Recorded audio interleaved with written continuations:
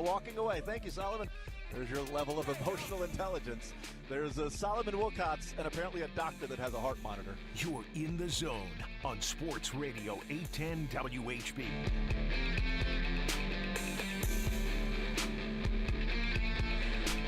You know, I saw Solomon at the Super Bowl only through a picture of, I think, Mick Schaefer. Mick Schaefer saw him, took a picture, and sent it to us. That's the only time I saw him at the Super Bowl. It's been a few years. That was in L.A. It was so long ago. The Bengals were in the playoffs. Like, that's how long ago Solomon Wilcots. Dude, that was hilarious. Which one, the Bengals thing or the Solomon Wilcots thing? Solomon Wilcots Okay, thing. great. The Bengals one was, come on. Oh, it's much. It was much deeper than just that little clip too. Because Don't take a shot at a franchise that. Well, he was. I feel bad. I almost feel bad for Bengals fans because they're not even in the same conversation. Yeah, that's true. That's true. Bills fans, things like that. Bills, sure. Ravens, That's I fine. guess. Yeah, Bengals, it's, whatever. man, they're so far down. You can't even kick them. You can't even see that far down. I mean, Yeah. it's like it's the low. We didn't even know there was a floor that low. Like you have know to what I actually mean? get down in the muck to start trying to kick the Bengals. They're that far down. Yeah, that's right. It's like Where's Mordor? It's the alligators. Like you see all the mush in the swamp, and then below that is like, oh, that's where they live. Oh, okay, I didn't know. Like, They're swamp people. I didn't even see them. Like I had to go dive into the mush and stuff to find all of that stuff. They're swamp people. That's fine. All right, 913-912-4810. Try to get some text today. Didn't get to nearly enough text yesterday. 913-912-4810 is the text line to weigh in. Day after, waking up, still the world continues to spin, and the sun is out, but it's just guarded, right? I mean, it's there. I think we can all agree it's there, right? It's like Cooper DeJean guarding a Chiefs wide receiver. It's guarded. Well, he was just guarding everything. It's blanketed. It felt like. I mean, he was tackling receivers. He was guarding them. He's a good player. Somehow slipped to number 40. And you know what? Credit to the Eagles to trade up and get him. I mean, they moved up 10 spots to go and get Cooper DeJean after getting Quinyon Mitchell in the first round. They could have said, we're good. We got our guy. Yeah. We got our guy in the first round. We're good. We got a cornerback. They completely revamped their secondary. That was a problem. And they went into the offseason and said, here's an issue. We're going to completely. Howie Roseman did a little bit of the, not even a little bit, Howie Roseman did what good GMs would do, and you throw numbers at a problem. And Brett Veach has done that before. He threw numbers at a problem when it came to the offensive line. He's thrown numbers at a problem with the wide receiver. He's thrown numbers at a problem, defense overall, and secondary. He did that as well. And that was more throughout the overall draft, with the first rounder being Trent McDuffie, second rounder being Brian Cook, and then a fourth, a seventh, and a seventh, throwing numbers at that position. And you got 3 starters out of that group: a first rounder, a second rounder, and a seventh rounder in the secondary. So you threw numbers at that. And Howie Roseman threw numbers at that with Quinyon Mitchell and Cooper DeJean. And you know what he's also done? He's thrown numbers at the line of scrimmage. He's thrown numbers at the defensive line with Jalen Carter and Jordan Davis and bringing back Josh Jalix Sweat. Hunt, bringing back Josh Sweat. But, I mean, even in the draft, I mean, Jalix Hunt was a guy who's a rookie and is contributing this year. I mean, offensive line, going after Mekhi Becton, a failed tackle that they moved to guard, making decisions like that, signing Zach Bond. Like they had a phenomenal offseason, just as the Chiefs had a fantastic offseason before the 2022 season, which helped them win 2 Super Bowls and then go to 3. Like, these off seasons are franchise altering. This offseason might be franchise altering for another one, for somebody else. The Bills. Maybe it's the Bengals. I doubt it. Maybe it's the Nationals, the Commanders. Or it's the Nationals. I don't know. Maybe the Nationals go out and had a great offseason and they're going to win World Series the next 4 or 5 years. I don't know. You can't prove that they're not. But the Commanders, maybe they go and spend this offseason and it's like, damn, they got cheap Jaden Daniels and they went out and spent that money and drafted and trades, and this team is stacked for 3 or 4 years. Like, maybe. And now they're going to challenge the 2 best teams in the NFC or in the East with the Commanders and Eagles. Like, I don't know if that's going to be the case, but you don't know. Certainly this last offseason with the Eagles going in the wrong direction, having many questions, new coaching staff, new defensive coordinator again, Jalen Hurts feeling like maybe it was a step back, Sirianni needing to be fired, secondary that was trash, defensive line that couldn't pressure the quarterback anymore, and a wild card exit after losing in the Super Bowl. And they went out and just killed it in the offseason. And that has now set themselves up for what the next couple of years could be for the Eagles. They could be getting ready to make a Chiefs run. We know how difficult that is. We understand how tough that is. The rest of the NFL doesn't understand how tough that is, or at least dumb fans don't understand how tough that is because they think it was the refs that did that, which is weird. The NFL rigged for the Chiefs to get a three-peat all the way up until they actually could get a three-peat. But, of course, it was too big to rig. Like they were too bad in that game. They couldn't rig it in favor of the Chiefs because the Eagles were just that dominant. Well, if they were going to rig it, they'd find a way to rig it. They could have found a penalty on the Cooper DeJean pick six. Could have thrown a flag somewhere. There are so many. Yeah, they could have done some things. I just loved it. Well, then now all of a sudden you get into the playoffs and the Super Bowl, and now the refs let them play. Did they? Wasn't that the complaining of the first two drives? Is like, why aren't they letting them play? They're going to call this thing so tight. Anyway, doesn't matter. I'm not talking about that. But it's an offseason that is incredibly important for the Chiefs because you make mistakes this offseason, you could go into your window of Patriots runs without said Super Bowl. Now, part of the decade that the Patriots had without a Super Bowl was getting to 2 and losing them after winning 3. So that first-year run of winning 3 of 4 and then going a decade without winning one, they went to 2 Super Bowls. So they went to 5 over that stretch when we say they went so long without winning one. Yeah, the Chiefs have already gone to 5 in this stretch for them. They've already matched that. And just because it happened before doesn't mean it's going to happen again. I think what it is to say how difficult this is. I think it's more of a don't take it for granted. Live in the moment if you can. Don't feel spoiled, even though we know we're spoiled. But don't feel spoiled. Understand that we're spoiled, and I think there's a great deal and portion of Chiefs Kingdom that does that. But it doesn't mean that just because the Patriots went 10 years without winning a Super Bowl, therefore, hey, the Chiefs are going to do that. Because just because Aaron Rodgers won a Super Bowl when he got there and then didn't get back again, doesn't mean that Patrick Mahomes would win a Super Bowl and then not get back again. Because he got back 4 more times after winning in 2019. But it was, well, I don't know. I mean, look how tough it is. Aaron Rodgers only got 1. And then they lost to the Bucs, and it was like, hey, Aaron Rodgers only got 1. You never know. It's so difficult. Oh, you lost in the AFC Championship game. Look, man, Aaron Rodgers only got 1. Well, Mahomes has 2 more since then. So just because it happened before doesn't mean that's what's going to happen in the future. So we can use the Patriots example for, the 10-year stretch without winning, but it doesn't mean the next decade the Chiefs aren't going to be right there going to Super Bowls and winning a couple along the way. Mahomes has gone from Dan Marino to Aaron Rodgers to Tom Brady throughout his career. He's the next fill in the blank with those quarterbacks, and now it's, well, he'll never be Tom. He's going to be, he might be Joe Montana. The best. No, he'll never be Joe because Joe never lost in the Super Bowl. Right. Come on, man. But he can't be Joe anymore. One of the best pictures going around is from 2011, that Bleacher Report article. Yes. Of Tom. Here's the 10 reasons why Tom Brady will never be Joe Montana. And one of the excerpts of the article is, it's really hard to get back, and he already has 3, and he's lost 2, so I don't think he's going to be able to do it. That he's 33 years old. And that was the line. And the dude got 4 more in his career. Yep. He got 4 more after 33. Got 4 more after losing 2 Super Bowls to Eli Manning. Well, people just love overreactions. That's what it comes down to. People love very centered. As someone who loves nuance, what? Even after the game where it's all like, well, I told you, the Eagles had the 2 to 53. I'm like, so it was Mahomes and a bunch of bums? Yeah. Like, have we not agreed that Creed's the best center, that McDuffie's an all-pro, like Chris Jones is the best interior? Like, no, like the Chiefs roster is very, very talented. Do they have a couple of holes? Sure, but every single team does. Like, even some of the overarching, the Chiefs now know there's overarching change that needs to happen. They just went to the Super Bowl. Yeah. They just beat the Bills. They just beat, they went 15-2. But it's never ending because it's what have you done for me next? And that's how the NFL is. It's how professional sports I'm not saying things don't need to get changed, but this overreaction of everyone is just absurd. Can we just have some morsel of nuance.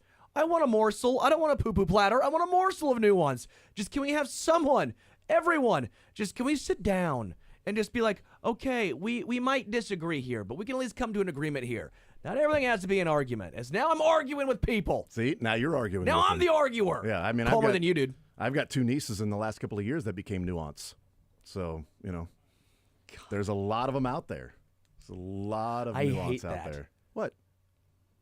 Oh, that was the Geico commercial. That was the we have ants. Expired. Yes. All right. We'll get to. I do want to get into what Dylan brought up there, but I want to do that a little bit later on in the show. Adam Teicher is going to be our guest coming up an hour from now. ESPN Chiefs insider Adam Teicher there in New Orleans all week, covering his final game as the beat reporter for the Kansas City Chiefs for ESPN and the Kansas City Star over the years. He will be staying on with ESPN, I believe, until and through the draft. So we'll still get our conversations on Tuesdays with Adam Teicher through the draft, and then he'll finally ride off into said sunset. But, continued to cover game after game after game after game because the Chiefs just would not let him be done covering football games. So we'll talk with Adam Teicher coming up in the 11 o'clock hour and things that he saw and decisions that now have to be made for this organization to figure some things out to get back to the Super Bowl, which we know is incredibly difficult to do. So we talk about it from that standpoint of what the Chiefs have done to not take it for granted. We know that. I don't think Chiefs Kingdom is taking it for granted. I think maybe the younger generation of kids that are, younger than 11 or 12 years old might be taking it for granted because it's just an every year thing and that's all they've known. But I went and looked back to 2022 when the NFL realigned divisions. So starting in the 2022 Super Bowl, and I looked at the Super Bowl winners, the Super Bowl losers, and both conference championship game losers, and what they did the next year to see how difficult it is to get from that spot. You get on the doorstep of winning your conference and losing. How often do they get back in that position? On the doorstep of winning the Super Bowl, you go to the Super Bowl, you lose that quote-unquote Super Bowl hangover. How often do you get back into that position? Winning the Super Bowl, how often do you get back into that position? And so going back to 2022, so 22 years, 2002, excuse me. I was going to say, 2002. Going all the way back to 2022. Ago. No, 2002 when realignment happened in the NFL and expansion and realignment and all of that stuff. So that seemed like the good stopping point because I didn't want to go back 59 Poor Super Bowls. Seahawks. It seems a lot. Poor Seahawks. It seems like a whole lot. So 22 years of Super Bowl winners and losers, conference championship winners and losers. Just looking through here, just, we can probably deduce this by in our own memory, but do we know how many, you want to guess how many in the 22 years a Super Bowl loser went and won the Super Bowl the next year? The next year only. The next year only, just the next year. Not the next 2 or 3 years, just, hey, you lost in the Super Bowl, can you get back and then win it? Yeah. I feel like there's only 2. Since 2002, Super Bowl losers to go back the very next year and win it. Well, I guess no, it wouldn't be. It'd be one. Yeah, one. Tom Brady in 2018. Yeah. Yep, it's the Patriots because they went to 3 in a row, and that middle one they lost. They won 2 of 3, 1 lost 1. So they got back there. It's the only one. Because the Chiefs didn't get back there. They lost in overtime in the AFC Championship game. They got close. They got incredibly close, but they didn't make it back. The Bengals got incredibly close the next year, but they didn't make it back. And in fact, if we look at just simply getting back to the conference championship game for Super Bowl losers, getting to the conference championship game, getting to a Super Bowl, or winning a Super Bowl. And we know there's already one that even went back. So it'd be Patriots, Chiefs. Patriots, Chiefs, just to get back to a conference championship the next year after losing the Super Bowl. Carolina probably didn't. Broncos didn't. No, Carolina missed the playoffs the next year. Broncos basically blew that thing up. Yeah. Yeah, Broncos. Seattle maybe. Seattle lost in the divisional round the next year, The divisional round the next year. Mm-hmm. Trying to think. You got to think of like almost like this one hit. Mm-hmm. Well, I named 2 of them, so right there. Well, yeah, we know Chiefs, Patriots. Yeah, Chiefs, Patriots, and name 3. Chiefs, Patriots, Bengals. Oh, Bengals, yeah. Yeah, Chiefs, Patriots, because I said Chiefs and Bengals, both got within a field goal of the conference championship game. Of the AFC did championship. the Steelers? Nope, Pittsburgh lost in the wild card the next year. Wow. Yep. There's only 2 more. I'd be surprised if the Giants did. There's only 2 more. So it wouldn't be the Giants. Nope. It was New England in 2011 after losing to the Giants. They went to the AFC championship game.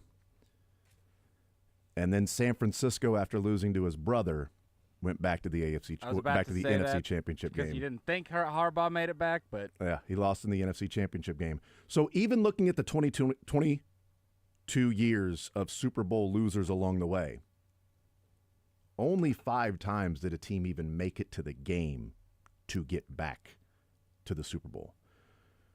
There is way more, it seems like, of a Super Bowl hangover in losing that than winning it. Because 1, 2, 3, 4, 5, 6, 7, 8 different times the team that won the Super Bowl made it back to at least the conference championship game the next year, or went on to play in a Super Bowl, or, lost a Super Bowl. Because we know, New England did that. We know New England won a Super Bowl. We know Seattle went back-to-back after winning and then lost the next year. The Chiefs, they won in 19 and then went back and lost. The Royals lost and then won. That's right, yes. The Chiefs this go-around, won it and then went back to the Super Bowl. So we've seen, and multiple of those. So the Chiefs account for 2 of them by winning the Super Bowl going back, and then winning the Super Bowl going back. I think there's as well a slight reason why. What's that? And maybe I'm wrong. I've been wrong before. I'll be wrong again. And that's not true. Stop saying that about yourself. I disagree. I think you're wrong about being wrong. I think some of those teams who make it, one, they weren't supposed to be there, and they decided to go all in, or sometimes they go all in the offseason, so they're going to be an aging group. I think a lot of times we think of them as ascending teams, youth, but not always. Like that Bengals team, that was probably the best they were going to be. I know people want to make it believe like they're not, but then the contracts happened. They lost their entire defense. Right? Yeah. I mean, like, I do think there's some times where it's like, oh, they're a young team, they're going to get it because they have the quarterback. But no, you realize roster construction is so hard. Once those guys get off the rookie contract, at quarterback specifically, your chance of making it back is a lot. At what level harder, Unless your chance of making it back is tough, unless you've already done it before. Or you've got one of the best in the league. Sure. Mahomes and Brady. Because here are the quarterbacks to either win a Super Bowl or lose a Super Bowl and then make it back to the AFC Championship game the next year. Or NFC Championship game the next year. To make it at least back to the championship. But Russell did it on his rookie contract. So, right. Yeah. So exactly what you're saying. Either it's a rookie deal, so you've got, this is going back to 2002, 2003, and on. Winning or losing a Super Bowl and making it back to at least the conference championship game. These are the quarterbacks to do it. Tom Brady, Colin Kaepernick, rookie deal. Russell Wilson, rookie deal. Tom Brady, Patrick Mahomes, Tom Brady, Patrick Mahomes, Joe Burrow, Patrick Mahomes. And also those were Joe Burrow, rookie deal. So it's either Kaepernick, Russ, and Burrow on rookie deals, or it's Brady and Mahomes. And a lot of Brady in there. A lot of Brady in there. Because he's the GOAT. I don't think the discussion is done because of what happened on Sunday. But if we look at it and say, Tom Brady won 7. He started out 3-2 in his career, right? I mean, there were losses along the way. I think there's a difference between saying, and this is where I think the people are conflating the two arguments. There's a difference between saying the GOAT conversation is not done to then being conflated by those on the other side saying, okay, you think Mahomes is the GOAT? So Mahomes is the GOAT. Well, no, He's on as his we've way. said, he's on a trajectory to He's get 29. there. If he would have won yesterday or on Sunday and had 3 straight and 4 already, I think he would be firmly planted on like that level right there. Like, okay, and now he has the rest of his career to surpass him. He's already caught him to a degree. Now surpass him. He's on the level now. Yeah, right. I think he would have passed. It would have been like I would have probably put. like if it was I would have passed him as if it was well. horse racing, he would have had the lead. Yeah, he would have But been. it wouldn't have been, the race isn't over. But Right, he would have had the lead by a head, and He's then if he went to 29. like 4 more Super Bowls and lost them all, and you're like, okay, well he won 4 and he lost 5, and Brady was 7-3. So, but that cuts the 10-year gap basically into nothing almost. But what we're seeing is, and that's the great part about the Chiefs being in the position they are, is that they have one of those guys. They aren't reliant on rookie deal. Has to be a rookie deal. Now, if you look a couple of years out, people can go through that stretch. The Eagles would come into that with Jalen Hurts, and his contract is not kicking in yet. No. It's got a couple of years before That's why it I'm kicks telling in. the 49ers, don't give Brock Purdy that Gotta do contract. something. Either find somebody else or pay him, or pay Saquon and don't invest in Daniel Jones. I wish the Giants would have been smarter to do that. I wish another team would have taken Jalen Carter early. I wish Cooper DeJean would have been a first rounder like he was supposed to be. Yeah, that I wish a lot of things, we look back at that I wish draft. I wish the snow hadn't fallen in Philadelphia to where the Rams kept fumbling and and then losing by 6 points there, and coming back and almost scoring on the last drive. Let me to, find to out who win the the game. Bears took instead of Jalen Carter when he was sitting on the board too. Well, Yeah. I wish I was a That little bit would've helped. taller. I wish I was a baller. I wish you had a girl, and we all. I'm not even going to go there because we all have a girl who looks good. And I wish we That we call her. I do wish we had a 6'4" Impala. I wish though. I had a rabbit in a hat and a bat and a 6'4" Impala. I That do is wish true. I do wish We that. got there. Look at Yes, that. Look yes, at us. yeah. See, we know. See, right? We know ski some of load the same. ski load all the way to that spot. But that just shows how difficult it is, because 17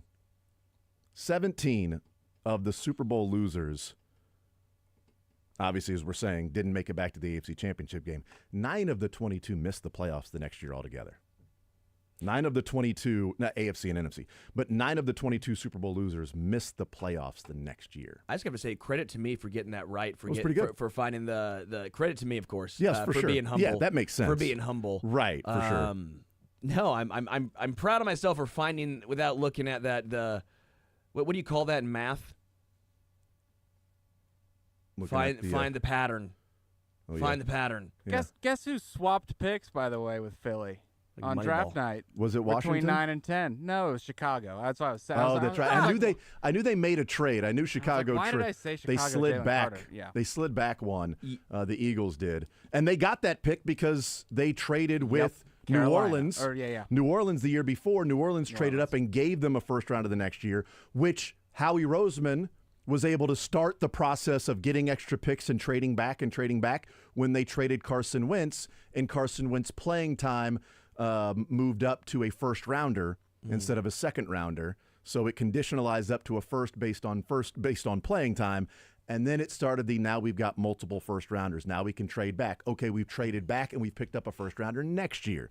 That ended up being the number 9 pick that they traded back to take Jalen Carter. Now the Chiefs did that with Tyreek Hill. All right, they had to move Tyreek Hill. They got a number of different players. They took advantage of that. What happens now moving forward? Huge offseason, crucial offseason for this Chiefs team. You want a fair last thing? Yeah. Making fun of the Bears. You know how Sure. bad Patrick Mahomes was this year. This is the worst year in Patrick's career, right? This was brutal. Brutal. Still would have been the best in Bears quarterback. Still would have been Yep. the best in Bears QB history. I did see something funny. There were 2 different tweets that were funny. One of them said, "This is the quarterback that was coached by Tommy Tuberville." And the other one was, "Well, now we know what it looked like if the Bears did draft Mahomes."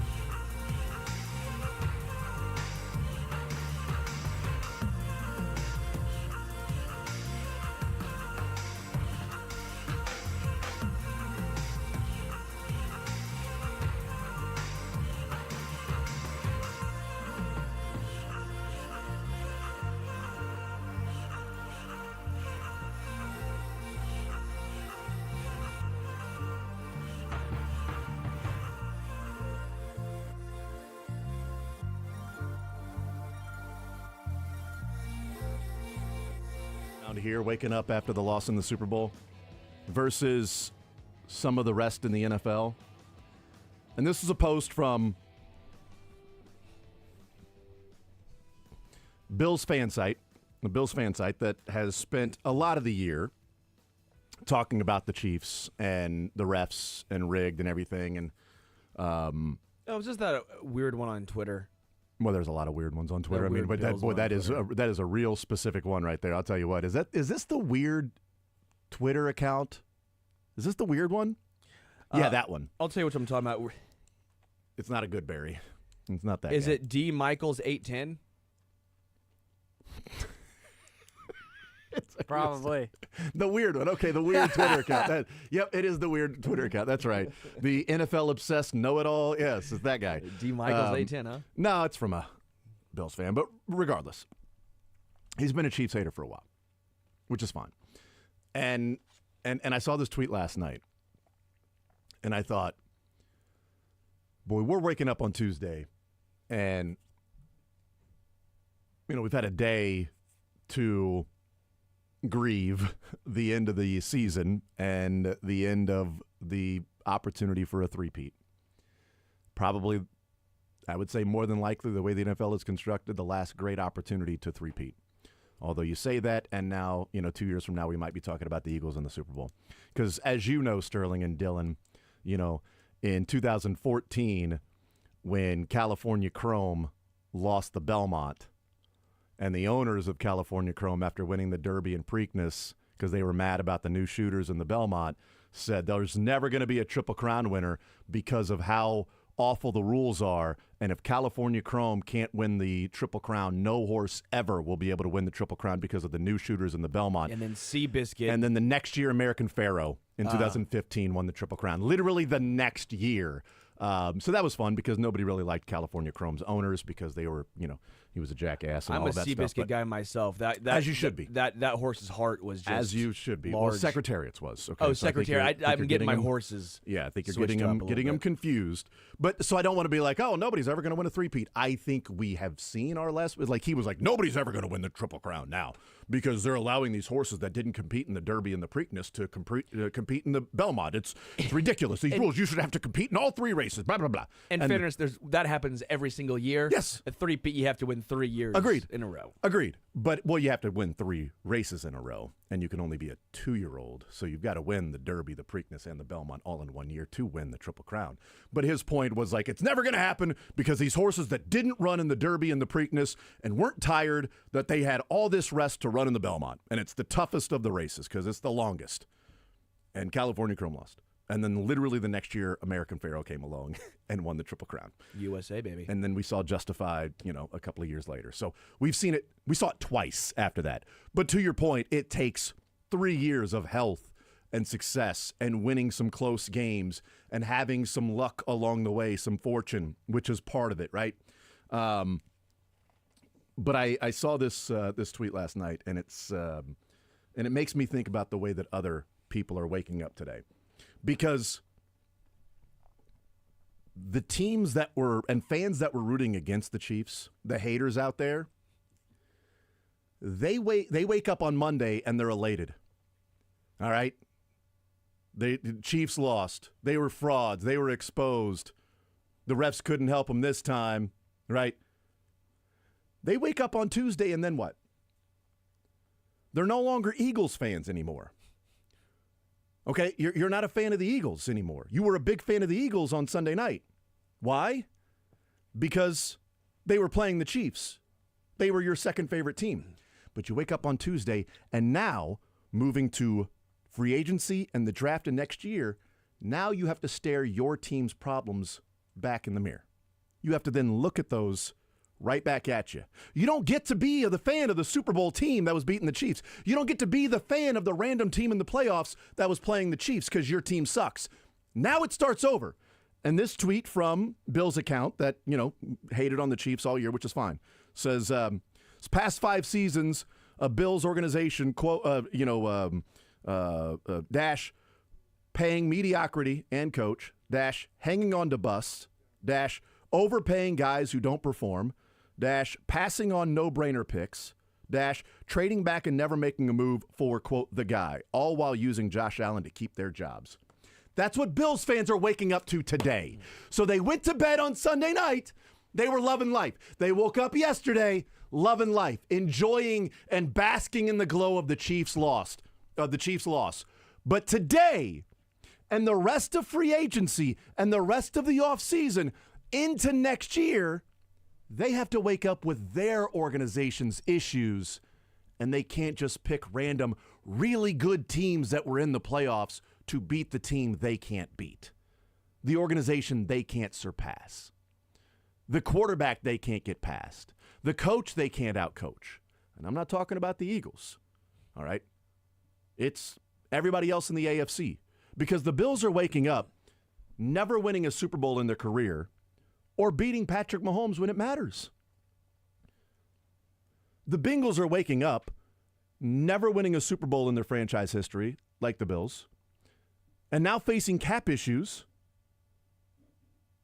and missing out on a cheap quarterback in Joe Burrow, missing your window for that. Baltimore's waking up and having to look in the face of another postseason disappointment and a question about a free agent, Ronnie Stanley. Yeah. Who the Chiefs may go out and pay. I don't know. Could be, somebody that's going to be, he's the number one left tackle on the market. Do they pay? They've also got issues of guys they might be cutting Marlon Humphrey. They might be moving away from a couple of other players. Like, they have to make some real decisions, and they have another postseason disappointment. And Lamar Jackson's cap hit goes to $60 million in 2026. Let's throw Mahomes is 68 this year. Let's throw Houston, I think, into the equation too, because I think they're the next team. I still think Houston's really good. I think the injuries this year killed them. But they're waking up and having a quarterback that sophomore year took a step back and an offensive line that is trash that they have to figure out. Yeah, I still think if you're Houston, and blaming you're very the rest for optimistic. I think you're very, which is fun. I'll get into that a little later on. But they should be very optimistic because they're still a very young team, and injuries and all that. They're doing things the right way in Houston. I would throw them into the equation. So let's rank going forward for hold on. The Chargers wake up with the Chiefs in their division. They wake up today. They feel like they're on the right path. Yeah. But it's no Super Bowls, and every year we play that team in our division. New England's waking up with no end in sight to their depths of suck. Like, is there a light at the end of the tunnel? Maybe with Mike Vrabel as coach. Maybe. But they got some real issues. They got a lot of money in cap space. The Raiders are they're just waking up. That's the problem with them. They have to wake up and then realize that they're fans of the Raiders. But like the other teams that have been rooting against all season long and into the playoffs, and somebody beat the Chiefs, thank God somebody beat the Chiefs. Huge Eagles fans all love it. Pour it on. Beat them by 30. Embarrass them. Make sure everybody knows that, expose them for being frauds, right? And they loved yesterday. And now they wake up to their suck. Without Super Bowls. Without rings.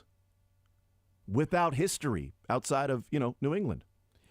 Do you know how good you have to be that losing a Super Bowl equals other fan bases reveling in the downfall? What a bad demise. year. The demise of the Chiefs. Bad year for the Chiefs. They had lost in the Super Bowl. Thank God they finally got exposed in the last game of the year. It's like in the Super Bowl. If you do take a step back and think of it, how just hilarious that is, of like even Bills fans who they've not done it, like the Ravens fans who, it's just like it's been so long for these fan bases, the Bengals, it's like, it just makes me laugh. It's like, that is your success for your team, is watching the Chiefs beat your team, go all the way through the AFC into the Super Bowl, they lose, and somehow that's like, see, I told you. You mean the team that beat you and went farther than you, that's what you told us? And then weird. The way of rationalizing is, well, I'd rather lose in the playoffs than the Super Bowl. I wouldn't want to go to the Super Bowl and lose that game. I'd rather lose in the playoffs. Well, that's the point. You're a loser. Yeah. Because your team. Now, I would say there's one fan base that I would understand that be the feeling. The Bills are probably the one fan base that I can understand a fan saying, I'd rather lose in the AFC Championship game than lose in the Super Bowl. Because if we're going to lose, I don't want it to be in the Super Bowl again, okay? go to the Super Bowl and win, or don't get there because, good God, can't have then 0 for 5 and 0 for 6. That's probably the one fan base I could understand saying, if we are going to lose, I'd rather it be in the playoffs. I'll give you one more. The Falcons. If you saw 28-3 signs down there in New Orleans, you did. Yeah. There's a billboard. Maybe the Bengals, because they keep losing Super Bowls too. They have a billboard. Yeah. They still have 28-3 down in New Orleans. But the Bills are the most famous Super Bowl losers, right? Because of 4 straight. You know, the Bengals have lost, 3 Super Bowls? So, that's not 4 straight for the Bills. That's the only fan base I could understand saying, no, actually, I legitimately would rather lose in the playoffs before getting to the Super Bowl than lose yet another damn Super Bowl. Where if you're the Chiefs, like, hell yeah, let's go to Super Bowls. Let's keep racking up AFC championships because they had 2 of them in their career, in their history, in their organization before 2019. They had 2 of them ever. Okay? Now they's got 7. They's got 7. Now yous can't beat them. Or leave. More Zone next.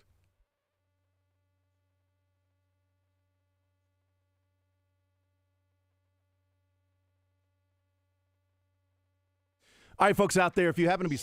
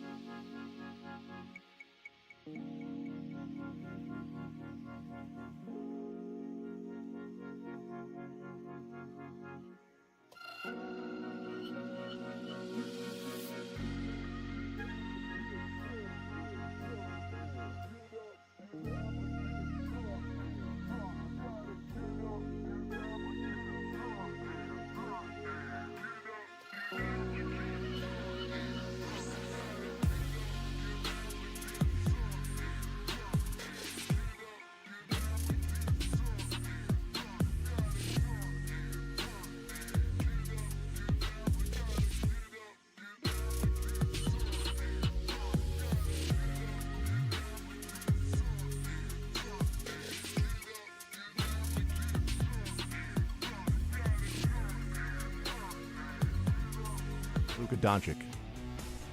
I mean, he goes out there and has half of his average of points, half his rebounds, and half his assists of what he's averaging on the season. Have they ruined Luka? It's the only takeaway from last night's game in which they scored 140. Right? Is there any other takeaway than them ruining Luka? I feel so bad for Mavs fans too. Not only that, you get Anthony Davis, and he already what is are going the to be odds out of Anthony for, Davis getting injured? I mean, you couldn't have seen that coming. There's no how chance. could you possibly have predicted that? That's just unfortunate. There's no way the Mavs would have known that Anthony Davis was going to get injured. There's just no way of predicting that. You want to talk about getting, sideswiped? You know what I mean? You got sucker punched on that one, man. I mean, it's just unbelievable. Maybe the most Iron Man of Iron Men in NBA history gets injured in his first game with you in which he's dominating. Just could not have predicted that. It doesn't sound like him at all. And at least it's not something big like what could be in with the adductor strain, which could be bad enough to be like, I don't know, a hernia and require surgery or anything. And luckily, it's not that. It's like what like a hurt pinky or something like that that's going to miss a couple games. It's not something ridiculous. I right? do It's feel like, for him because it always seems to be like stuff you actually can't play through. Like it actually is. It never is like some like minor thing. It's always like, okay, he can't play through it. But how is he always? He had his right leg amputated and then sewed back on. He's going to be out for a while, guys. Trade your franchise player because of health issues or conditioning concerns, and then game 1 or 2 was that game 2? Oh, right out of the gate. Game 1. Yeah. Had a great first half. It was really balling. It was like, you know really what? good first Mavericks half. are going to be better than the Lakers immediately with this. Because look at Anthony Davis. He's in great shape. Luka's not in great shape. You can't pull fat, baby.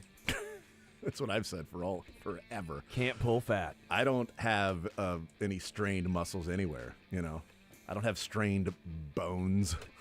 Doesn't happen. Or you got a strained skin.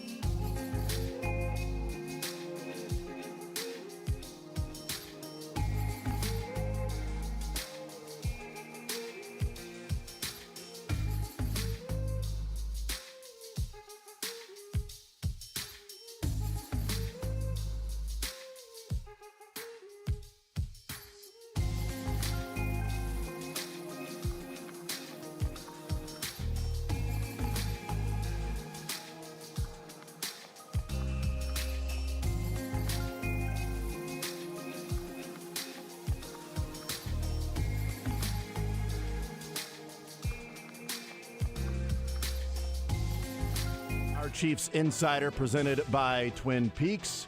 Adam, welcome to the show. How are you, sir? Good, Jason. How you doing today? I am doing just fine. When did you get back from New Orleans?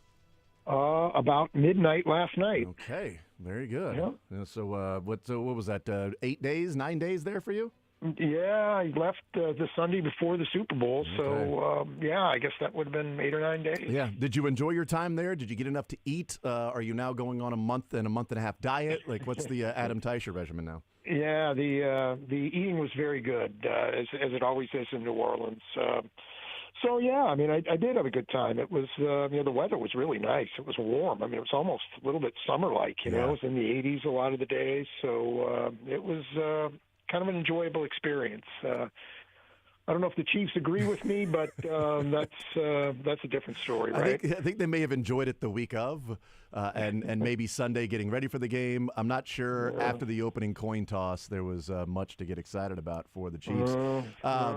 The Chiefs sort of ruined any chance of people kind of enjoying that second half. But was there ever any moment during the game, Adam, where there was nostalgia washing over you and covering your last game, or was it such a beatdown that it was just like, I mean, it's not really much to sort of get sentimental about, I guess, maybe, or maybe that was. Yeah, there wasn't a whole lot of that, really. We're kind of busy during the game. I don't have a whole lot of time to think about it. I had about a 20-minute walk back to the hotel at, midnight or whatever that was after the game. And so I started to think a little bit about it then. But, a couple of guys from the Star said some things as I was leaving that night. So it was an interesting experience. But, hey, it's I've done a lot of them, and it's I'll remember this one for a lot of reasons, including the way the Chiefs played. Yeah, I want to get into that here in just a little bit. But I saw something yesterday that I wrote down, and I'm just like, people and players, and we know this from Patrick Mahomes and the Chiefs, the motivation that they get or extra bulletin board material or what will fire them up. I mean, it's a Super Bowl. How much more do you need, right? But we know the Chiefs were pretty ticked off about, Burrowhead and all the talking from the Bengals. And we find out after this game, not find out, but players talk, Brandon Graham, Josh Sweat, Milton Williams, talking about the three-peat talk, fired us up. They were talking about three-peat. They kept talking about They were talking about getting a patent for three-peat. I was like, or a copyright or whatever it was that Milton Williams said. And I'm like, I get why the Eagles would say that, but the only time the Chiefs talk three-peat is when we asked them. Nobody brought it up and openly sort of discussed it. It was, are you guys thinking about three-peat or talking about it? Yeah, when you guys ask us. That's the only time it's ever brought up. We don't talk about it here in the building. We don't discuss anything like that. We're focused on this game, not the three-peat. And yet the Eagles took that as like, wow, they're over there talking about three-peat this and three-peat that in history, and they're talking about getting a copyright for the three-peat and what they're going to do. No, you can throw that BS out the window now since we won. Yeah, and it's kind of interesting. I did see that, and you're right. That's what I was thinking as well. But they don't see that from their perspective. They don't listen to the press conferences and know exactly what's being said. They just know that there's stories being written about three-peats and with quotes from Chiefs players. Yeah, exactly. Yeah. And it just assume that the Chiefs are openly talking about this. I know. I was trying to do a story on what the parade might look like in Kansas City had the Chiefs won, and a lot of the Chiefs people were like, we're not going to even go there because we can't be out there talking about a parade the week of the game. I mean, that's not going to happen. So, they were – I think the Chiefs tried to be as what's the word I'm looking for? Tried to be as quiet as they could about three-peats or parades or anything that might happen because of a win. I really do. I've talked to a number of players who said Andy Reid never really brought it up. I mean, he never really discussed it at all. That was never a thing for him. So, they wanted it. I mean, there's no doubt. But I do think that maybe it was a little bigger deal maybe from the fans than it was for the players themselves. I mean, it would have been don't get me wrong. They would have enjoyed it. But, this championship maybe no different than any other championship they would have gotten. Yeah, we had Mark Donovan on Friday and asked him about different sayings. He's like, yeah, we're not even going, we're not going down that road of what we're going with and calling it. Let's see if let's win on Sunday first before we go that route. Okay. Adam Teicher from ESPN is our guest. All right, Adam. So a lot to take away and talk about from that game. What happened? What did you see in the Chiefs' loss? No, they weren't very good. I guess you probably noticed that as well. I thought defensively they did some good things and probably played well enough to keep the Chiefs in a game. You remember, Jason, you and I were talking what kind of game we expected. And we thought that if the Chiefs could keep it to upper 20s, maybe they had a chance if they could keep the Eagles to upper 20s. Maybe they had a chance to win the game. And you take away, obviously, the pick six, which the defense had nothing to do. You probably should take away the 14-yard touchdown drive. Yes, that one too. And, okay, then they're in the mid to upper 20s, 26 points. So, that probably was about as good as you could ask for the Chiefs to hold the Eagles to. And so I feel like – I don't feel strongly this way, but I feel like they held up their end of the bargain to at least some extent. But offensively, it was obviously a completely different deal.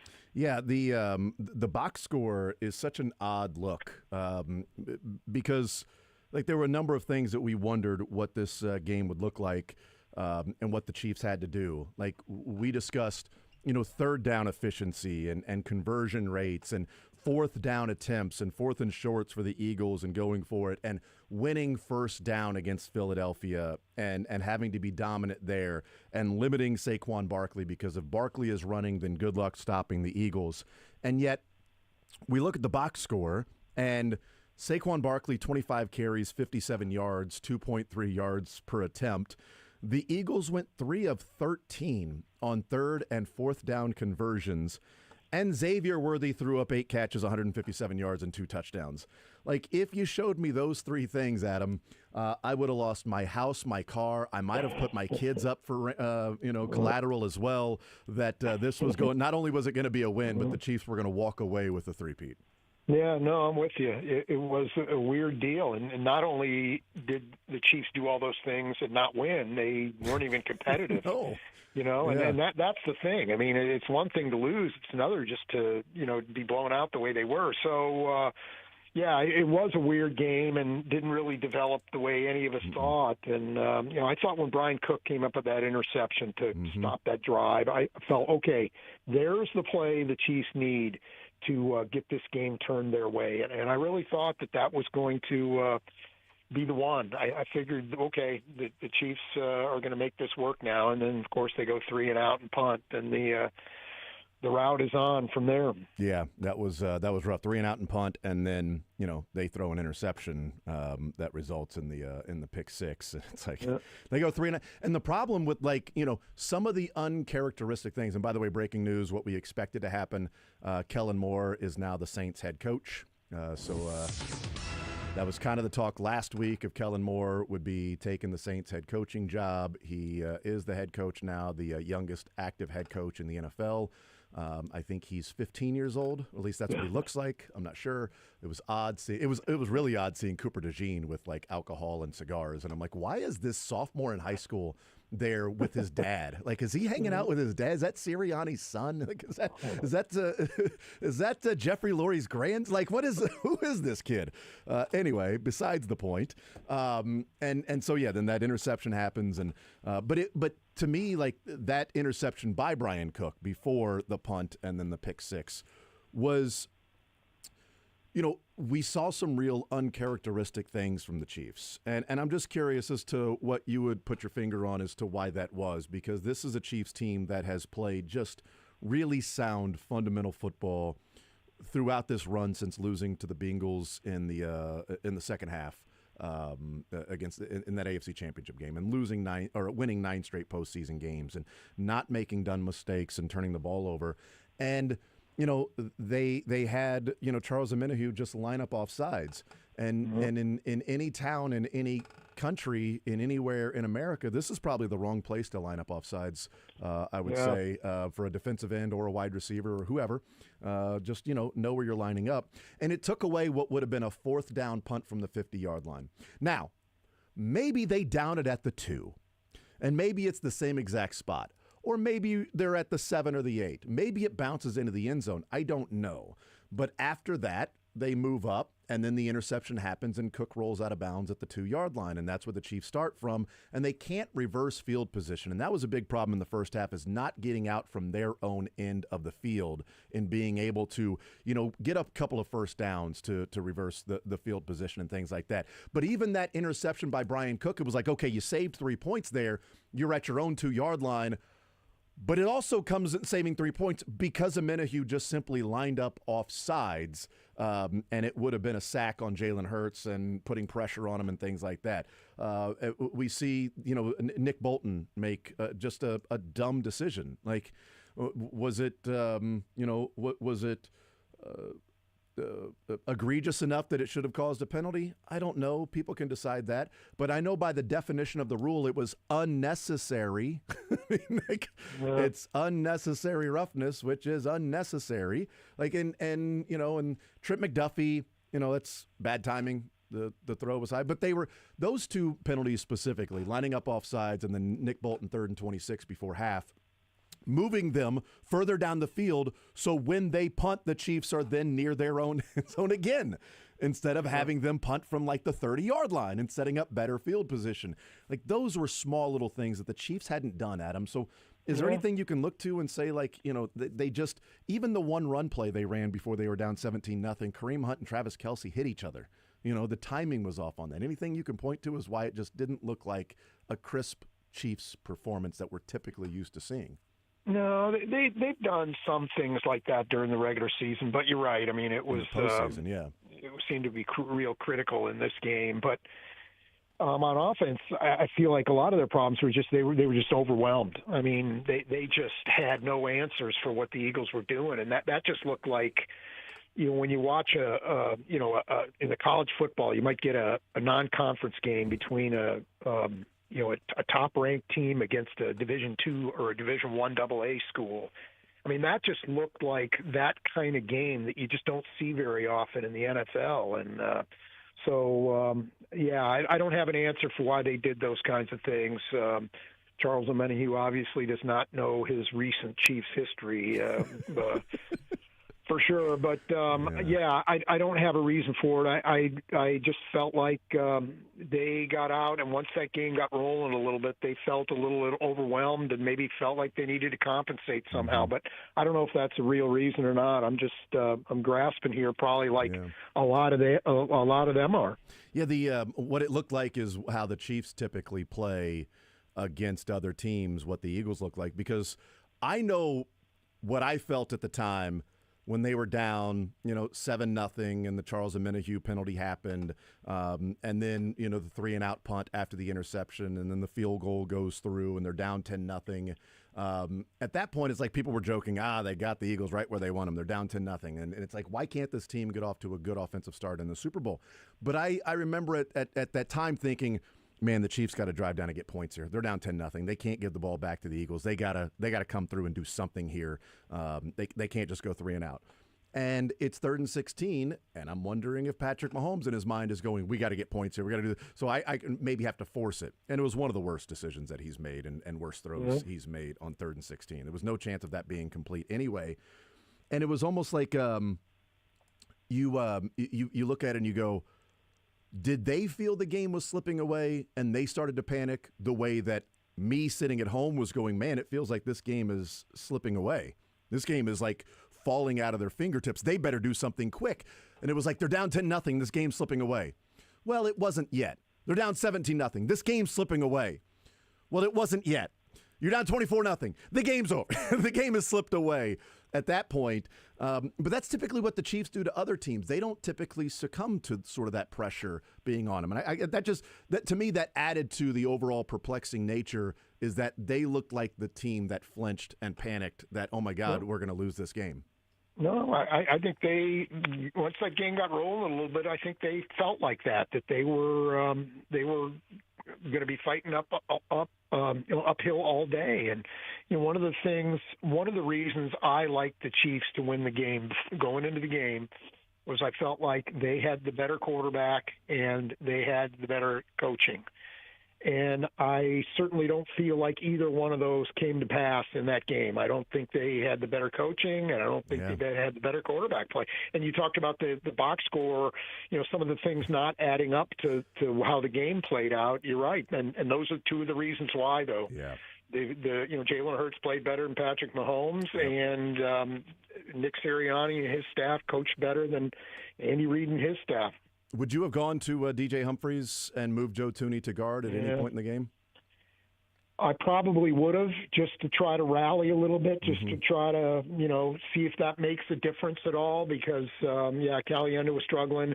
But I wouldn't have expected necessarily that to be a magic thing for the Chiefs. The way DJ Humphries played when he was in the lineup was pretty unimpressive, and so I'm not sure that would have been the answer for them, but I think it was worth a try. Yeah, the Chiefs in the second quarter were down 17-0. There was 7 minutes to go. They got the ball at their own 30-yard line. That's when they ended up going 3 and out with 2 handoffs to Pacheco and then the sack by Milton Williams, and punted it to the Eagles, and the defense got the stop and forced a punt, and then that's when another interception happened with Zach Bond, and then the 24-0. But I bring that up because they're at their own 30-yard line, down 17-0. They had run the ball one time in their 13 plays, and the next 2 plays they handed off to Isaiah Pacheco. That first play picked up -2 yards, and it is not one person on the offense that had an issue in that game, because there were a lot of things that were issues in that game, and coaching that was an issue in that game.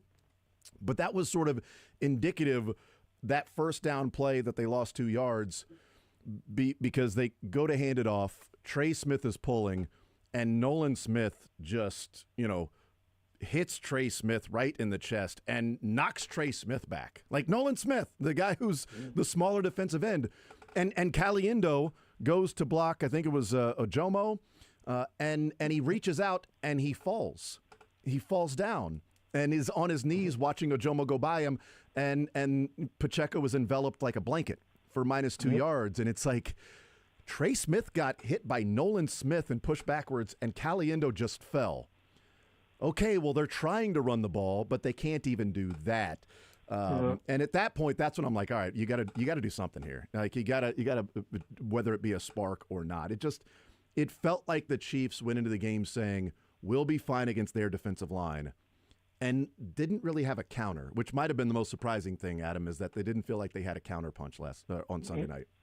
Yeah, and I figured they, at halftime, okay, they're down 24-0, and they're not going to win the game, but I figured they would rally a little bit. I thought they might make the game interesting, not in terms of maybe winning, but make the Eagles sweat a little bit, But boy, it went from bad to worse real fast, and I'm not sure what they talked about at halftime, but certainly whatever adjustments they made were ineffective for sure.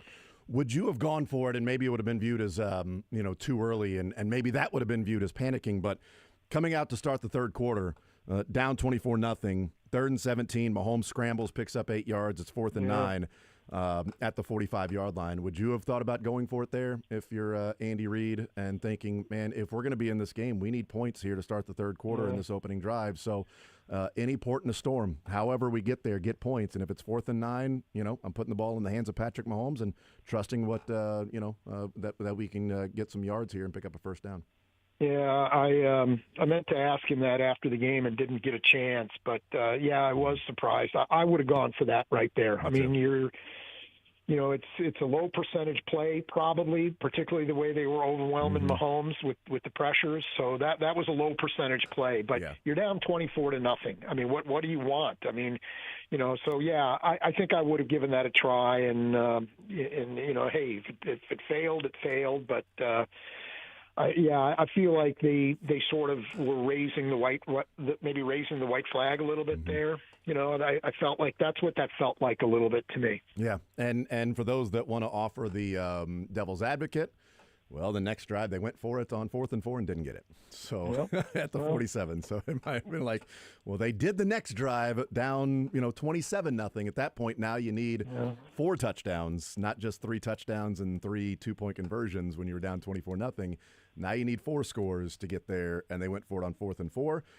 And it was another play where it felt like Mahomes just misread that particular play with a wide open Justin Watson and a guarded Hopkins, and Hopkins got the ball. I want to talk about that on the other side, what we saw from Patrick Mahomes, what happened, how does he improve? You wrote about that, Adam, and then what happens now for this Chiefs dynasty, and what do they do this offseason, the big decisions that are ahead of Brett Veach, Andy Reid, the front office overall. We'll take a timeout. We're hanging out with Adam Teicher. He is our Chiefs insider presented by Twin Peaks. He's from ESPN. We continue More Zone next.